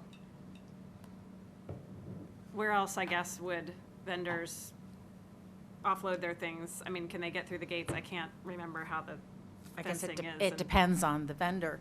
And if I may make a comment, one of the things that was brought up as soon as I got there was about the porta potties. That has never happened again since Yes, last May. I've been there and noticed that you moved them, so I appreciate that. But I mean, we're talking about, it's great that you did it, but we want to memorialize conditions in the license to make it official. So, so I think the location of the porta potties, I'm sorry, what did you say about vendors unloading their stuff? Is there a place to do it not on Wood Lane? I feel like there should be, but I just can't picture the property right now. Introduce yourself. Hi, Kate Bebo, Engagement Manager at Stevens Coolidge. So when we have vendors, I have them enter through, there's like a gravel driveway off of Andover Street. Right. And I have them enter in there and then park by our barns and then exit out. Sometimes, I guess because it's a road, people exit Wood Lane instead. And I can just be clear about that in the future to avoid it. I know when we had the complimentary senior center visits during winter lights, that we did just like a 3-point turn in the gravel road, so we didn't even go near Wood Lane just because there was like a steady stream of senior vans, so I just didn't want to interrupt anybody's neighborhood. Okay, and you direct the, I guess, other just guest traffic off of Wood Lane? Right. Parking somewhere Yeah. else, you've been doing that? Yes. Working with us, I know, in the parking, so, okay. Just stay there. Sure. Other, I just think the one other step about the no beer garden alone, I think, to me, that cuts down that sort of opportunity to have events there kind of 7 days a week sort of thing. So I think that can help restrict that a little bit. I think that's a good step, but that's also kind of a murky line. So again, this is where the trust factor comes in. I think we can address that with the hours of operation, because again, the idea is if people want to have events in this town, there are a number of places to hold them. Now, we have our own facilities. This presents something different. So I'm in favor of shortening those hours during the weekdays. I have another question, sorry. Go ahead, Judy. With what we can restrict, are you renting out the facility to other entities for events, like the No, Notch and Beer I think Garden, for I think example? that's a misconception when people keep saying we are an event site. We're absolutely not an event site. We are a site that has programs and group events ourselves that we use to introduce more people to our property. So Notch is coming there on behalf of us, and we use it to raise members. We, you know, after a Notch program, Kate's got programs for kids going on. There's families, you know, it's young families. This is what they do on the weekend. They all go and have a beer someplace and have fun. So it is not like we're not renting this out to Notch. They're coming on our behalf. We're getting a part of the revenue they raise. We're raising members, selling memberships at these. So it's all part of what we do to promote the gardens and what we're doing. There are two groups that use or hold their own events on the property outside of us, and that is the North Andover Youth Center. They have an after-school yoga program that we let them do in the gardens, and Tinker Garden, which is like a toddler nature play group. Can we go back to Wood Lane again? So, you talked about a driveway. Just explain to me again what your Sure. intention So was. our offices, if you're facing the house from Andover Street, our offices are currently to the right in the brick duplex. And there is a break in the stone wall where there's a gravel driveway that Okay. enters the property and actually conveniently cuts right through the center. Okay. So if it was like the craft vendors set up on either side, because they can just drive in, drop off their stuff, and then go park. So they're not using Wood Lane, because It sounds like maybe sometimes they are, but I can be clearer in telling people to avoid that. Because they can drive through. Because it's a They road. can It drive cuts through all the way evening through. and turn Yeah. the way you around. explained it, because Wood Lane is kind of an earthy kind of little road as it is, so I was wondering if you were referring to that with as a gravel driveway. Well, the back Oh, way no, of it it's now. it's separate. But we do have a. I'm really familiar with the property. Actually, my family owned a lot of that land, yours in particular, so I'm very familiar with the property. So we do have a legal address, 5 Wood Lane on Wood Lane, but no, we encourage our vendors, Because as it's Kate awfully said. narrow. It would just be awful having renters trucks going up and down Wood Lane. on a Yeah, regular I think basis. that's an easy thing to be more transparent or clear about with our vendors. Yeah. So to wrap up my point, from a restriction standpoint, can we make it a condition that they not rent out the facility for? So- I mean, I guess I'm. Or they could come back. Yeah, I They mean, could present if it. it's We've got not a great their opportunity event. to have. So blah, blah, we blah. currently don't, you know, except for the youth center, that is not our practice. We do not act like the Stevens Estate and rent out for a you know, we don't do that. That's not the type of business we're in. I We're in don't the think bus- the yoga would fall under the entertainment license anyway, Mm. right? No, If that's you think true. about it, they're not dancing or Right. having, I mean, they might play music. but Right, not- no, you're right. So I wasn't concerned about right. those. I was concerned about the potential of something else. So the type of conditions that you typically see, this is what, it's the police details, a cutoff time for amplified music, provisions for bathroom facilities, things that relate to health and safety. So along that line, one of the requests from Ms. Cormier was that, she actually said that we restrict the use of abutters' properties and homes and footage, social media posts, et cetera. I would think that at minimum we allow you to be able to get consent from those abutters at least to be able to use their properties. But that was one of the requests in the emails that were provided where, that we I'm not. sorry. I haven't seen the email, so I'm not sure. So photos or likeness of abutters' homes and or property will not be used in social media posts or printed materials. This includes not placing photo props in such a way that it encourages their customers to take photos of abutters' homes and or their property. And so I don't, So if they have like a photo booth or something, they just want them facing away from the homes? I suppose promotional material. I mean, Yeah, I can- it is from Ms. Cormier, so Just there are small certainly more children. than I just could the three elaborate residents. if it's helpful.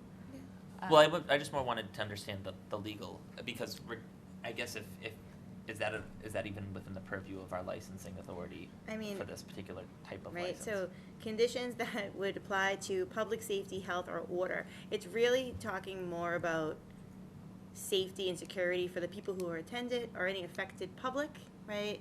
And I understand that you don't want your home, right? I mean, I guess Well, it's the not argument. that- even that, they have small children. Right, so I guess arguably we could say yeah. it's security. Just turn the Um, direction. You just Okay. need the consent of the of the property owner. I mean, whether you do it or not, I mean, it's a. Yeah, We and don't do it intentionally. Yeah. Well, No, I'm that's sure more you the don't. point is, So I'm we sure you're can not like, just let me take a picture of Kelly's house. be better aware, yeah. But that's, I mean, that's not an unfair request, because of course, again, you have, yes, Yeah. people with young children, we have to do it And when we again, walk I into think schools. an easy fix. Yeah, that's Yeah. an easy operational Not- fix. yeah. And I'm sure, I just want to know, again, Oh. it goes back to, It's neighbors don't necessarily have to it's trust just if being it's something that courteous. we can actually Absolutely. include in the license. I think the neighbors can feel very confident that won't happen again. Okay, thank you. And leave it at that. Yeah.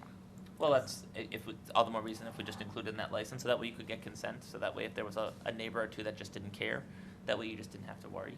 It's kind of awkward language for a license, though. No pictures. Well, they Right, must, it is. they must accept the consent of abutters to use photos of their property. Because of the proximity, again, we have to be cognizant of it as officials. Again, when I go into the schools, I know that I can't just take a picture and post it on my social media page of kids in the school district. Exactly, I have to get their. Right, yeah. Can I I can ask take a pictures question, of if that actually is legal?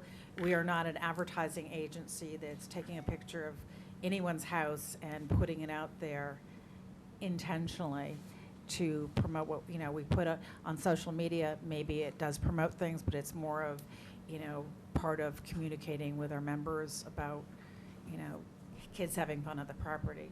It's certainly, not on purpose that someone's house was in a picture. I actually haven't seen the image, so I have no idea what we're really talking about. There was no image provided. I just think, right, if you have neighbors that don't want their photos included anyways, Yeah. why antagonize Right. them if we could have put it in the license, and if you just have to think as an organization, whenever we would promote whatever's happening on site, we just have to be cognizant of who's in a butter and whether they'd be Absolutely. included. I think it'd be important,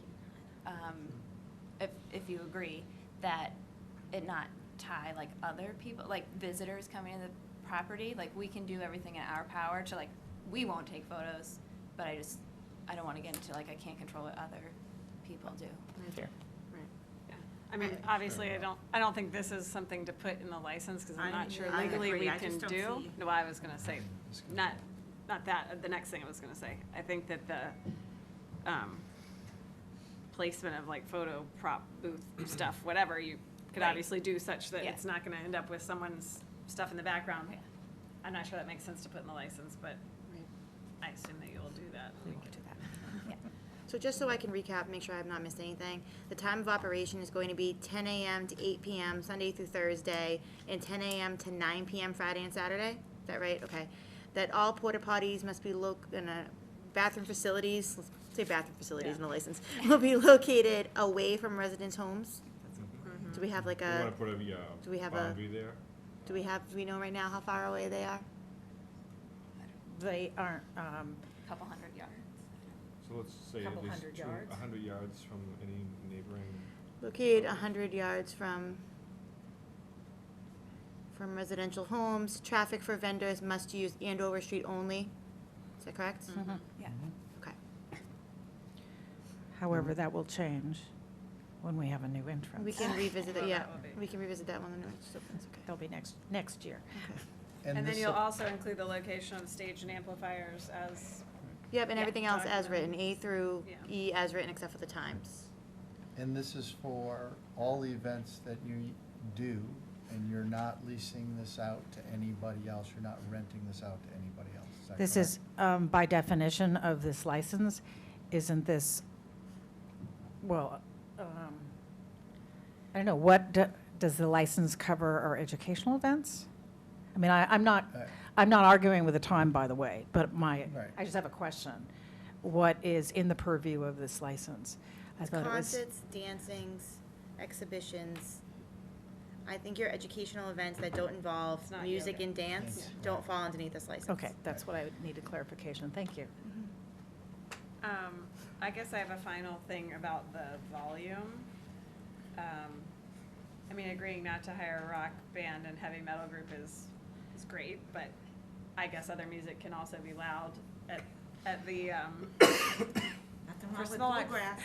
right, I mean, I thoroughly enjoy the bluegrass bands, but at, Small Act Farms, we had like actual decibel testing done. I'm not sure how that can apply here, I'm just trying to think about it out loud, because they have different things at different times. I'm trying to think of what really has music besides the bluegrass. Well, the Father's Day thing. decibels, when I looked it up, the decibels on a rock band are 120. Okay, that's why I chose that, to identify something that was very loud.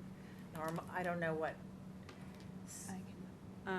So the other events that have music are like, we had a duo, country duo that's also at the farmer's market play at our craft fair, or 2 string instruments playing at our Mother's Day brunch. Last summer, we had the Thursday night concerts, which was usually was always a single, folk Right. singer, songwriter type person.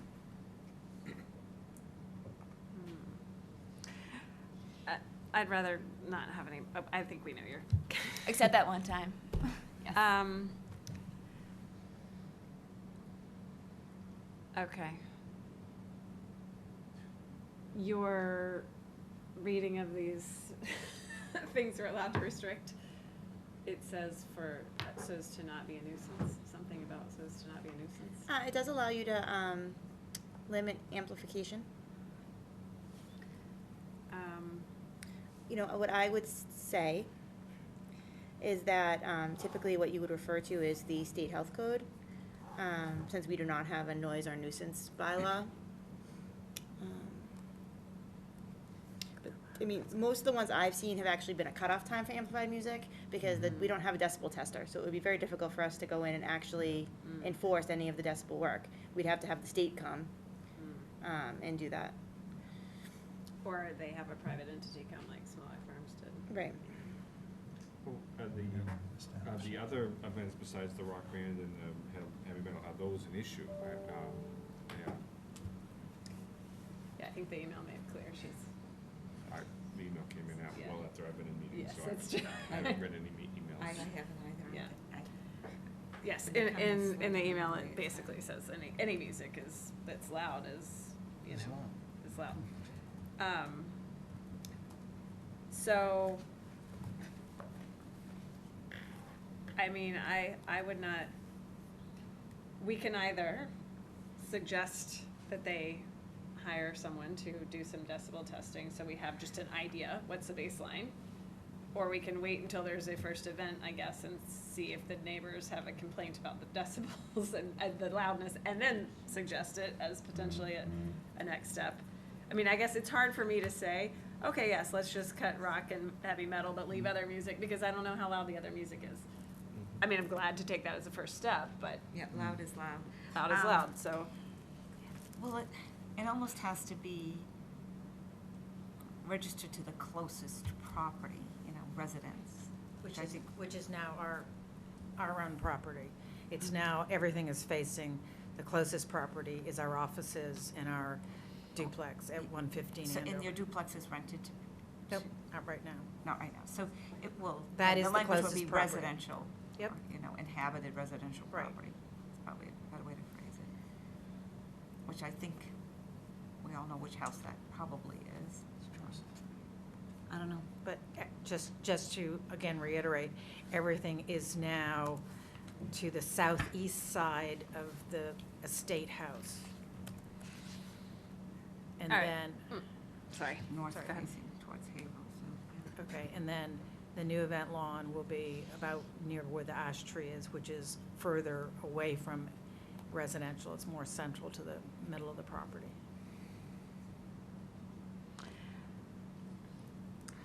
It's almost, it's just very difficult to do it at this time of year because we just don't know. Yeah. So it could be just something that, Well, we can all, We just as could- I said before, we will be responsible, Kate's in charge of, she knows, what these issues are, and we really can self-regulate this. I think we can listen to a band and hear right away if they're not gonna be appropriate or too loud, and so. someone is on property there to manage Maybe it. a little bit more directly restate what you're saying is that you're open-minded to when this comes up, that you would come back and try to work with the neighbors on addressing. Right, but I guess what I'm more specifically saying is that we are there managing and monitoring our events, and we can make sure that they are not very loud and are reasonable. I think anyone can listen to a band and see if it's reasonable or feel if it's not reasonable, especially if we are way away from the Cormier House and the other houses on Wood Lane With the new. with the okay. new locations.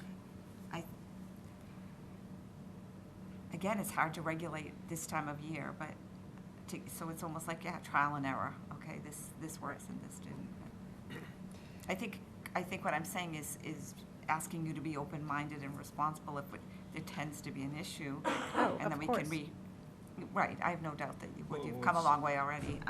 At Smolax, we did set a decibel level, right? There was an above ambient noise level. There's that, not one in you their know, current I license. couldn't find it. Yeah, I couldn't find it either. I mean, We if I, talked about it. yeah, we definitely talked about it. We had, you know, they installed the curtains to be a buffer. So I guess my feeling is we could set a decibel level of, I don't know, 100 decibels, or we could wait, and see.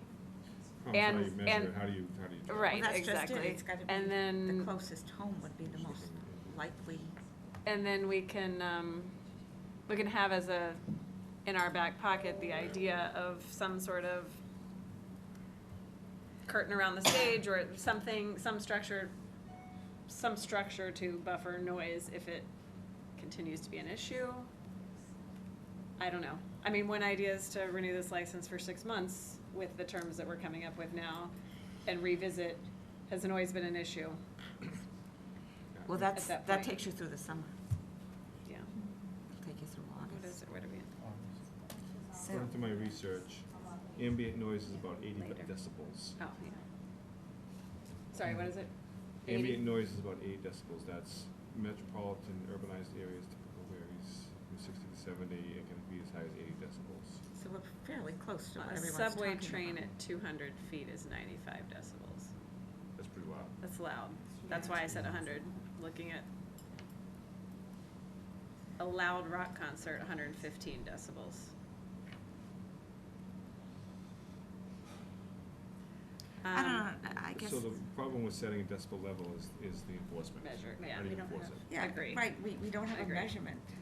It's to, Yeah. at how many how, I mean, right next to it, of course, it's going to be very loud. But Mhm. as you move further away, it could be Mhm. something that is Right. workable.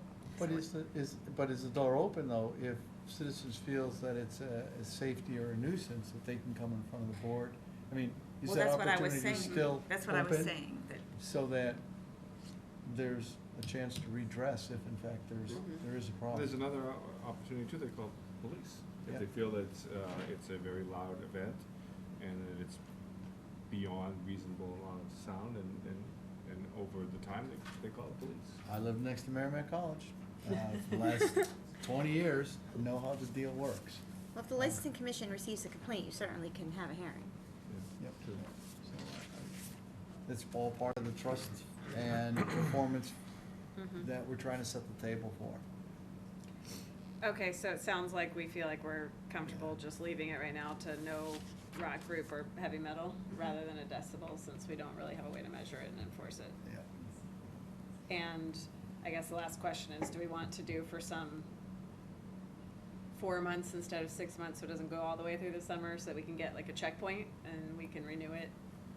I think I don't we know. can still have a checkpoint, sorry. For me, I think I'd want to wait to hear, is it an issue, and if it is, bring them back in and we Yeah. discuss Yeah. it. We're Because discussing. they can't from- really plan either. I think we can have a checkpoint through the summer. Maybe, you yeah. know, And still, we can still have a checkpoint, we can issue the license, and that's what we've done with small acts too, is, I'm sorry to keep using them as an example, with the most recent example, we had them come back and, you know, talk about their, make sure that they Yeah, were we have, complying, right. and then have the neighbors come in, so. Do people feel comfortable with that then, issuing it for the year, but we will request checkpoints to see how it's going? Issuing it with the conditions that Melissa has Right. outlined. So would someone like to make a motion? Sure, I'll make a motion that we. Whatever Melissa said. Right. Yeah, let me just get to the motion page. But also reflecting their own offers as well. Yes. Yes, yeah.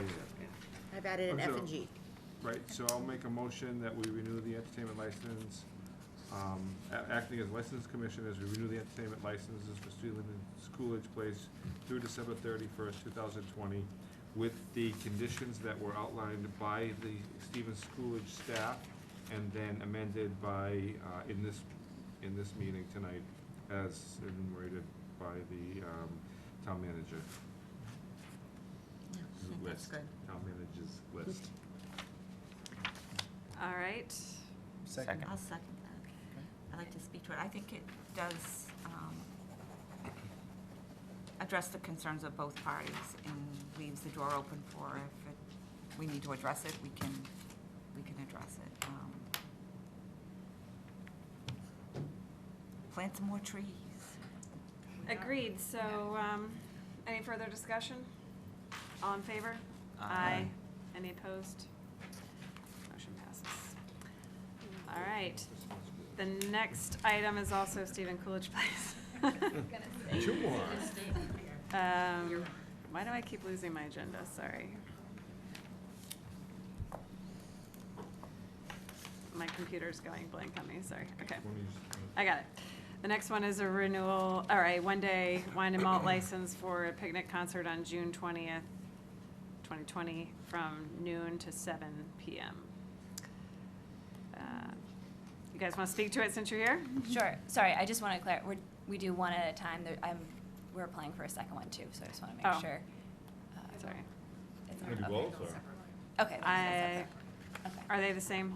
The second one is a one-day different event, I wine just- and malt license for members-only cocktail party on March 20th from 6:30 to 8:30 p.m. and a request of a waiver of the police detail for that one, so you can speak to both of them now. So the March 20th, we do an annual Rooms in Bloom. We're local garden clubs and floral designers. It's the 100th anniversary of the North Andover Garden Club, so excited for this year. So that's on the Saturday, and the Friday night before, it's just like a preview for our trustees members. It's like a thank you for their support. And if it's approved, then we would serve wine at the event. It's inside our historic house. We've seen 40 to 100 people the last 2 years, so I think I put like 80, just Mhm. guessing that we'd have a good turnout. Sounds like a nice event. Okay. Any questions on these events for these guys? What's the June 20th one? And the June 20th is our 4th annual Father's Day Bluegrass Barbecue. Can bring Yeah. the little guy.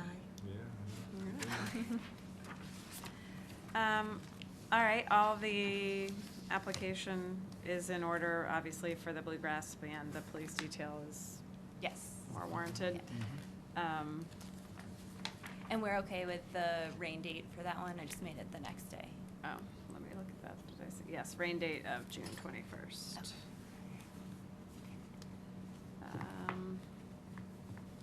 So that's timing, yes. We'll take them one at a time? Sure. Okay. Madam Chair, I move the Board of Selectmen, acting as licensing commissioners, approve the request of Stephen Schoolage Place for one-day wine and malt license for a picnic concert on June 20th, 2020, from 12 p.m. to 7 p.m. Second. Any further discussion? All in favor? Aye. Madam Chair, I'll move that the Board of Selectmen, acting as licensing commissioners, approve the request of Stephen Schoolage Place for a one-day wine and malt license for members-only cocktail party on March 20th, 2020, from 6:30 to 8:30, and to waive the police detail. Second. Any further discussion? All in favor? Aye. Aye. Okay, thank you very much. Thank you. Ladies. Next, we have a request of Merrimack College for 2 one-day wine and malt licenses for receptions at Cassia Hall on April 1st, 2020, from 5 to 7 p.m., and on May 12th, 2020, from 11:30 a.m. to 6 p.m. Madam Chair, I move approval. Second. All in favor? Aye. Motion passes.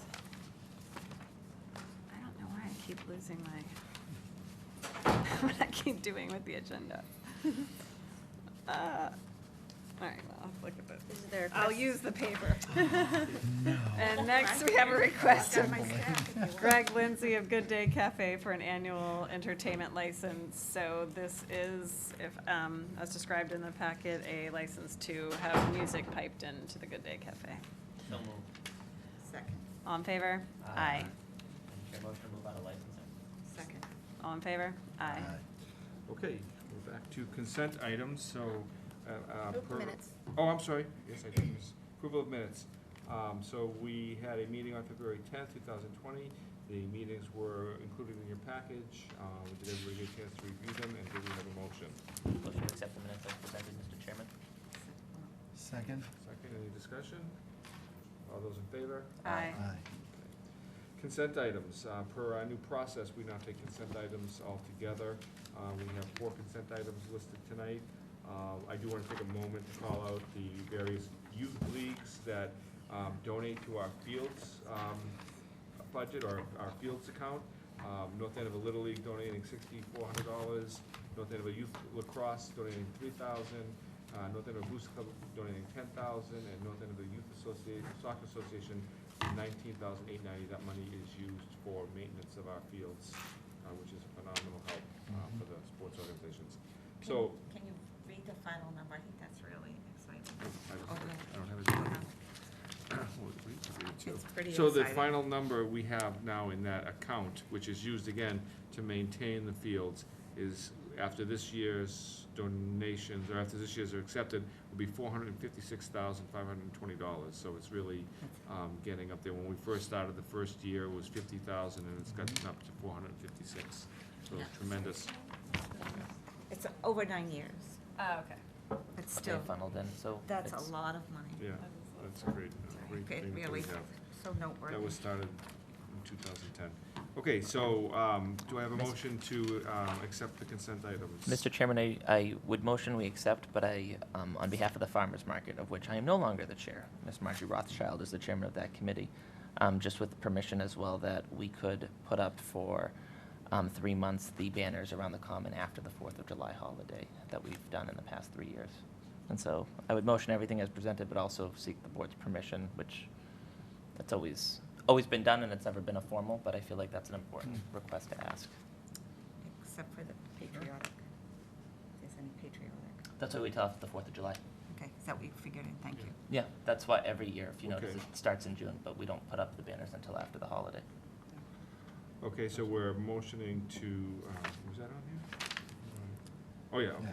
So the consent items have included the farmer's market to close First Street every Sunday from June 14th through October 4th, and to hang banners around the common to advertise it after the 4th of July. I don't think we can do it in a motion, just because it's not posted. It's Yeah, not. that's right. Well, it's an informal, just I guess a request then, because Yeah, it's, I mean, that's fine. it's at We the can town cer- manager's We discretion. will certainly put them up. On the record. Got it. So, Okay. It's in the minutes, it's happening. Yeah. Yep. All right, so do I have a motion for the consent items? Move that the Board of Select, oh, you made the motion already. Move that the Board of Selectmen approve all items listed under consent. Second. Okay, I have a motion, second. Any further discussion? All those in favor? Aye. Next, we have the adoption of the town manager's fiscal year 2021 recommended budget. We had a presentation in our last meeting when I went through the budget. And tonight, we will vote to approve that budget. So do I have a motion? Or, Madam Town Manager, do you want to say anything further on that? Nothing further. Thank you for hearing my presentation last week, 2 weeks ago. so I would also like to commend the town manager for attending the finance committee meeting and, not school committee meeting, the finance committee meeting, because it's all blurring together, these budget meetings that we've had. But the presentation, the deep dive that those members did, but also we really commended our town staff for showing up at our last meeting. That was repeated at the finance committee meeting as well, and so it was really neat to see that. I just wanted to elaborate, I wanted to jump in more to the sped stabilization account, because I know you gave that explanation about the shift in policy.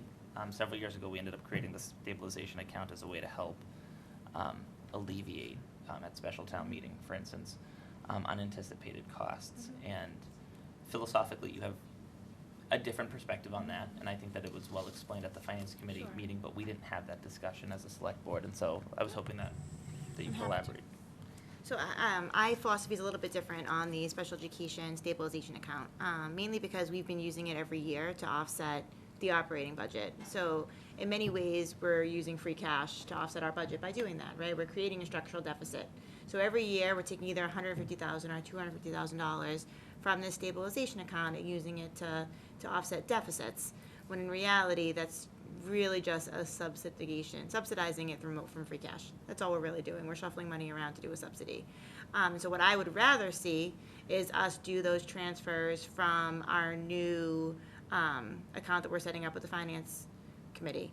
I think that using the finance reserve, because that's operating funds that are really there to offset those type of deficits, will keep us from using free cash, which really does create, in the long run, a structural deficit for the town. And so if we're using that, and don't forget this year as part of the superintendent's recommended budget, he is putting $130,000 more into special ed, so hopefully we won't need to use it as often. But what I would rather see is us go to that finance reserve account and take the money from there and move away from doing the stabilization fund altogether.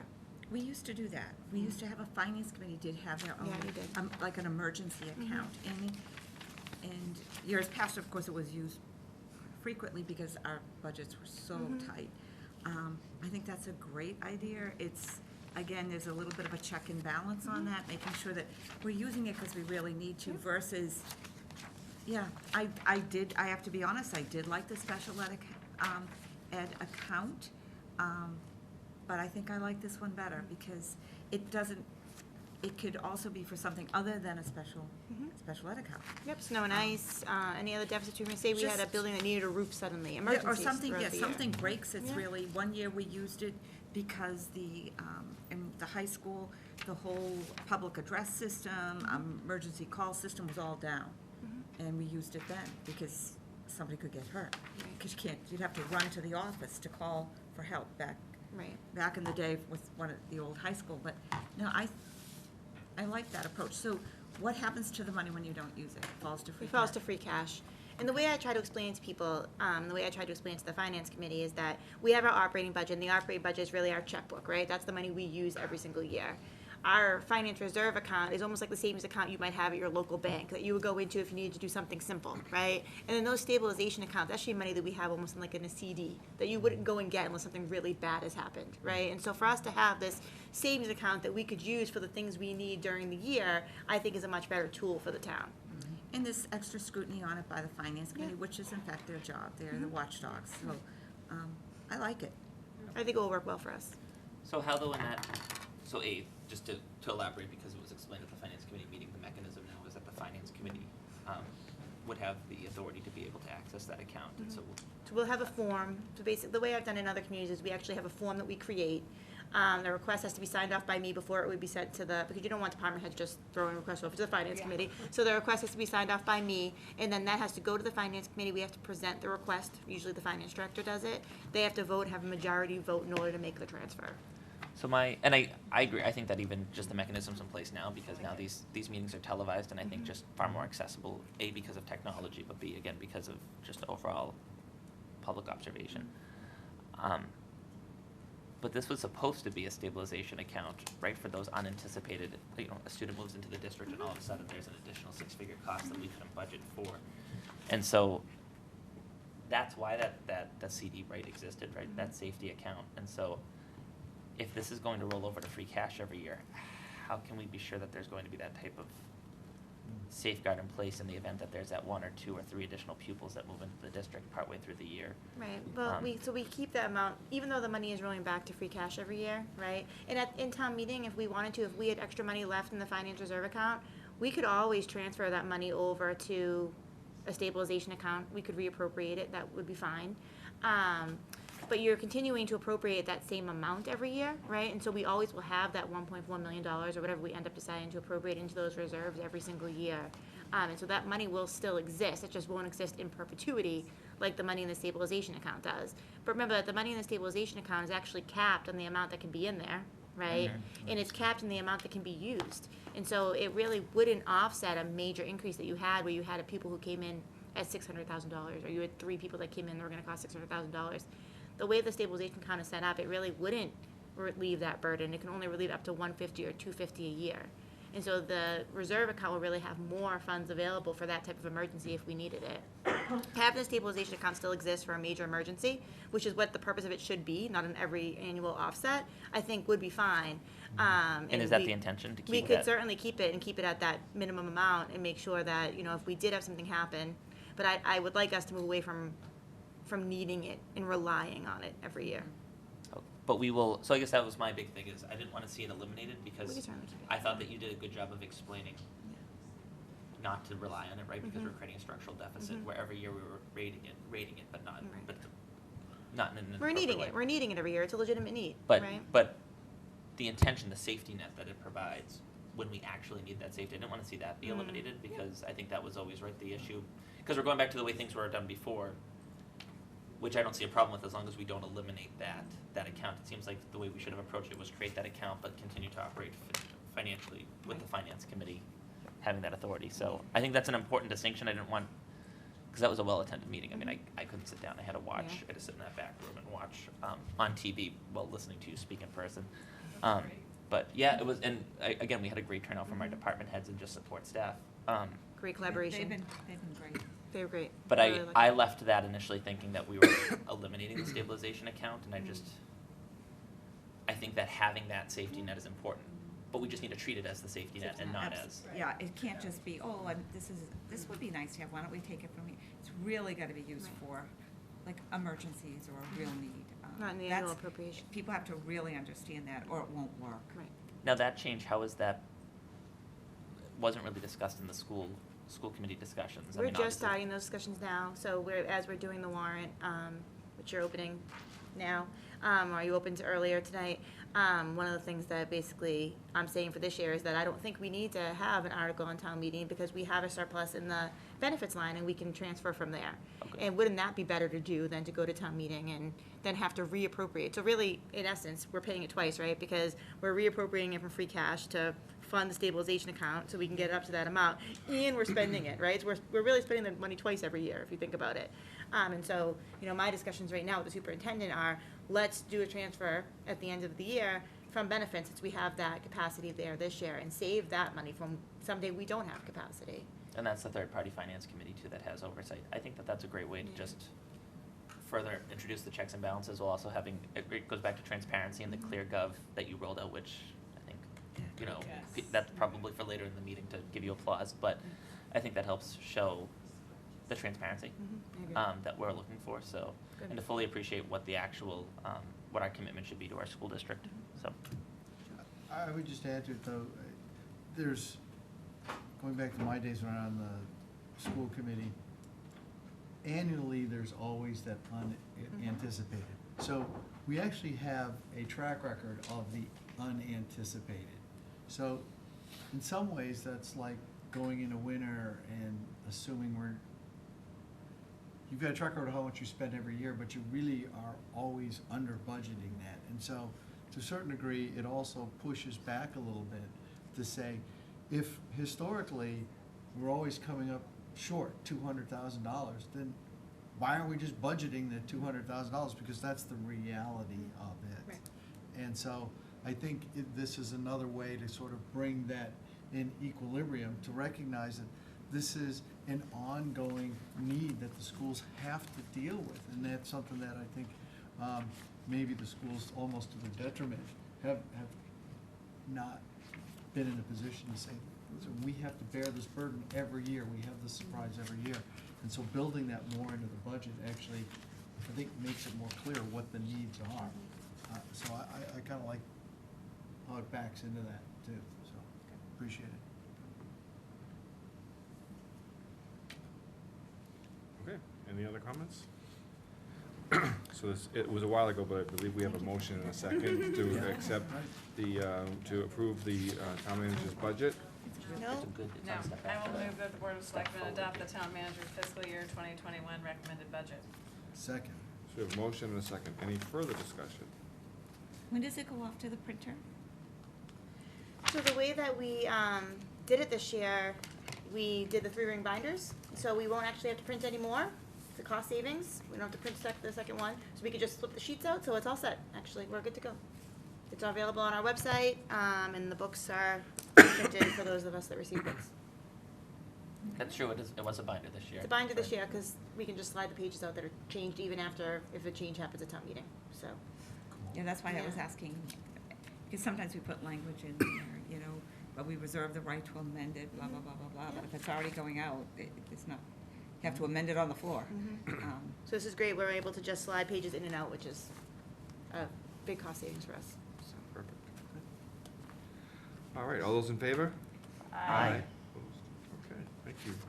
For your first budget as the town manager of the town of North Exciting. Andover, I'm very excited about it, so Thank you. thank you. And she's still smiling. Still smiling. And we're gonna go into town meeting with a consensus budget, and that was, thank you to you and Lynn and your whole staff for all your hard work They to make worked sure that very hard. happens. Great job. Yeah. So, okay, next we have the town manager's report, so you're back on again. All right, I've got a couple of things. So I just want to remind people that early voting started today at the senior center, and it continues all this week. So you can come basically during any of our hours. So it is Monday, today, 8 to 4:30. Tomorrow, 8 a.m. to 7 p.m., and those are the only night hours. Wednesday, 8 a.m. to 4:30 p.m., Thursday, 8 a.m. to 4:30 p.m., and Friday, 8 a.m. till noon. We're encouraging people who want to come and vote early to do that, and that is for the March 3rd presidential election. And again, that's at the senior center. As Selectman DiColigiero mentioned, we did roll out ClearGov today, which we're really excited about, and I encourage people to go and check it out. I think it's a really interesting tool. All of our 2019 actual data is up on the website now, and you can actually enter in your tax bill and figure out exactly how much you pay for every single town service. And we're one of very few communities that actually allow you to see every single one of our withdrawals. So if you click all the way in, you can get right down to how much we spent at WB Mason, how much we spent at training. It really, it's an amazing tool. We're gonna be rolling it out for our capital projects as well, which we're excited about. And we have a couple of postings right now for jobs. We have the part-time event manager at the Stevens Estate, which we're doing interviews for. I think they actually began today. We have a friendly visitor at Elder Services. We have, I believe, one 911 communications officer part-time. A few positions still available at the library. And Dawn is now over as the benefits specialist. Her last name is Pendleton. I always say it wrong. She has taken the position that Karen Robertson recently left, and is going to be the payroll person and the benefits support coordinator. So we're combining those positions and seeing a cost savings there, which is very exciting. And we're really excited about that. And we wanted to say that Karen Robinson, my last piece of paper here, I want to mess that up, has retired after over 39 years, we're saying 40, for 40 years of service to the town of North Andover. We had a nice party for her last week, and she'll be back this week to do elections. So she's not really leaving, but she retired this week, so we want to thank her. Thank you, Karen, It was nice. So, question, so how many people did we have show up today for early voting? Did we get a I turnout? don't know. Do you know, Lori? I don't know. We had a steady group of people walking in, Okay, so and there lots of were cars in the people parking lot. But I didn't see Trudy today. We were all a little encompassed today because our website was down for a long time, and that was a lot of, not just us. A lot of anxiety, Yes, yeah. across pretty much the whole state. And so we were all kind of frazzled about that today, so. But people were going in and out over there all day. We did put. No issues with parking. We did post 2 parking spots as early voting parking spots, so that people would maybe hopefully park there and leave the other spots for people who are trying to do business. So hopefully people come and take advantage of it, because it certainly does alleviate a lot of that cluster on election day. But there's still, is it too late for absentee ballots? No, you can still collect, you can go get your absentee ballot. 3rd, okay? Okay, great. Selectmen's updates and comments. We'll go around the table. Mr. DiColigiero. I got nothing. That's a perfectly good comment. Well, I'm gonna join him, I got nothing. I can't think of anything. I don't have anything either. No, So I guess it's I guess we've already talked it all out, so, okay. Our next meeting is March 9th, 2020. I'll hear a motion to adjourn. Motion to adjourn? Second? Second. All those in favor? Aye. Opposed?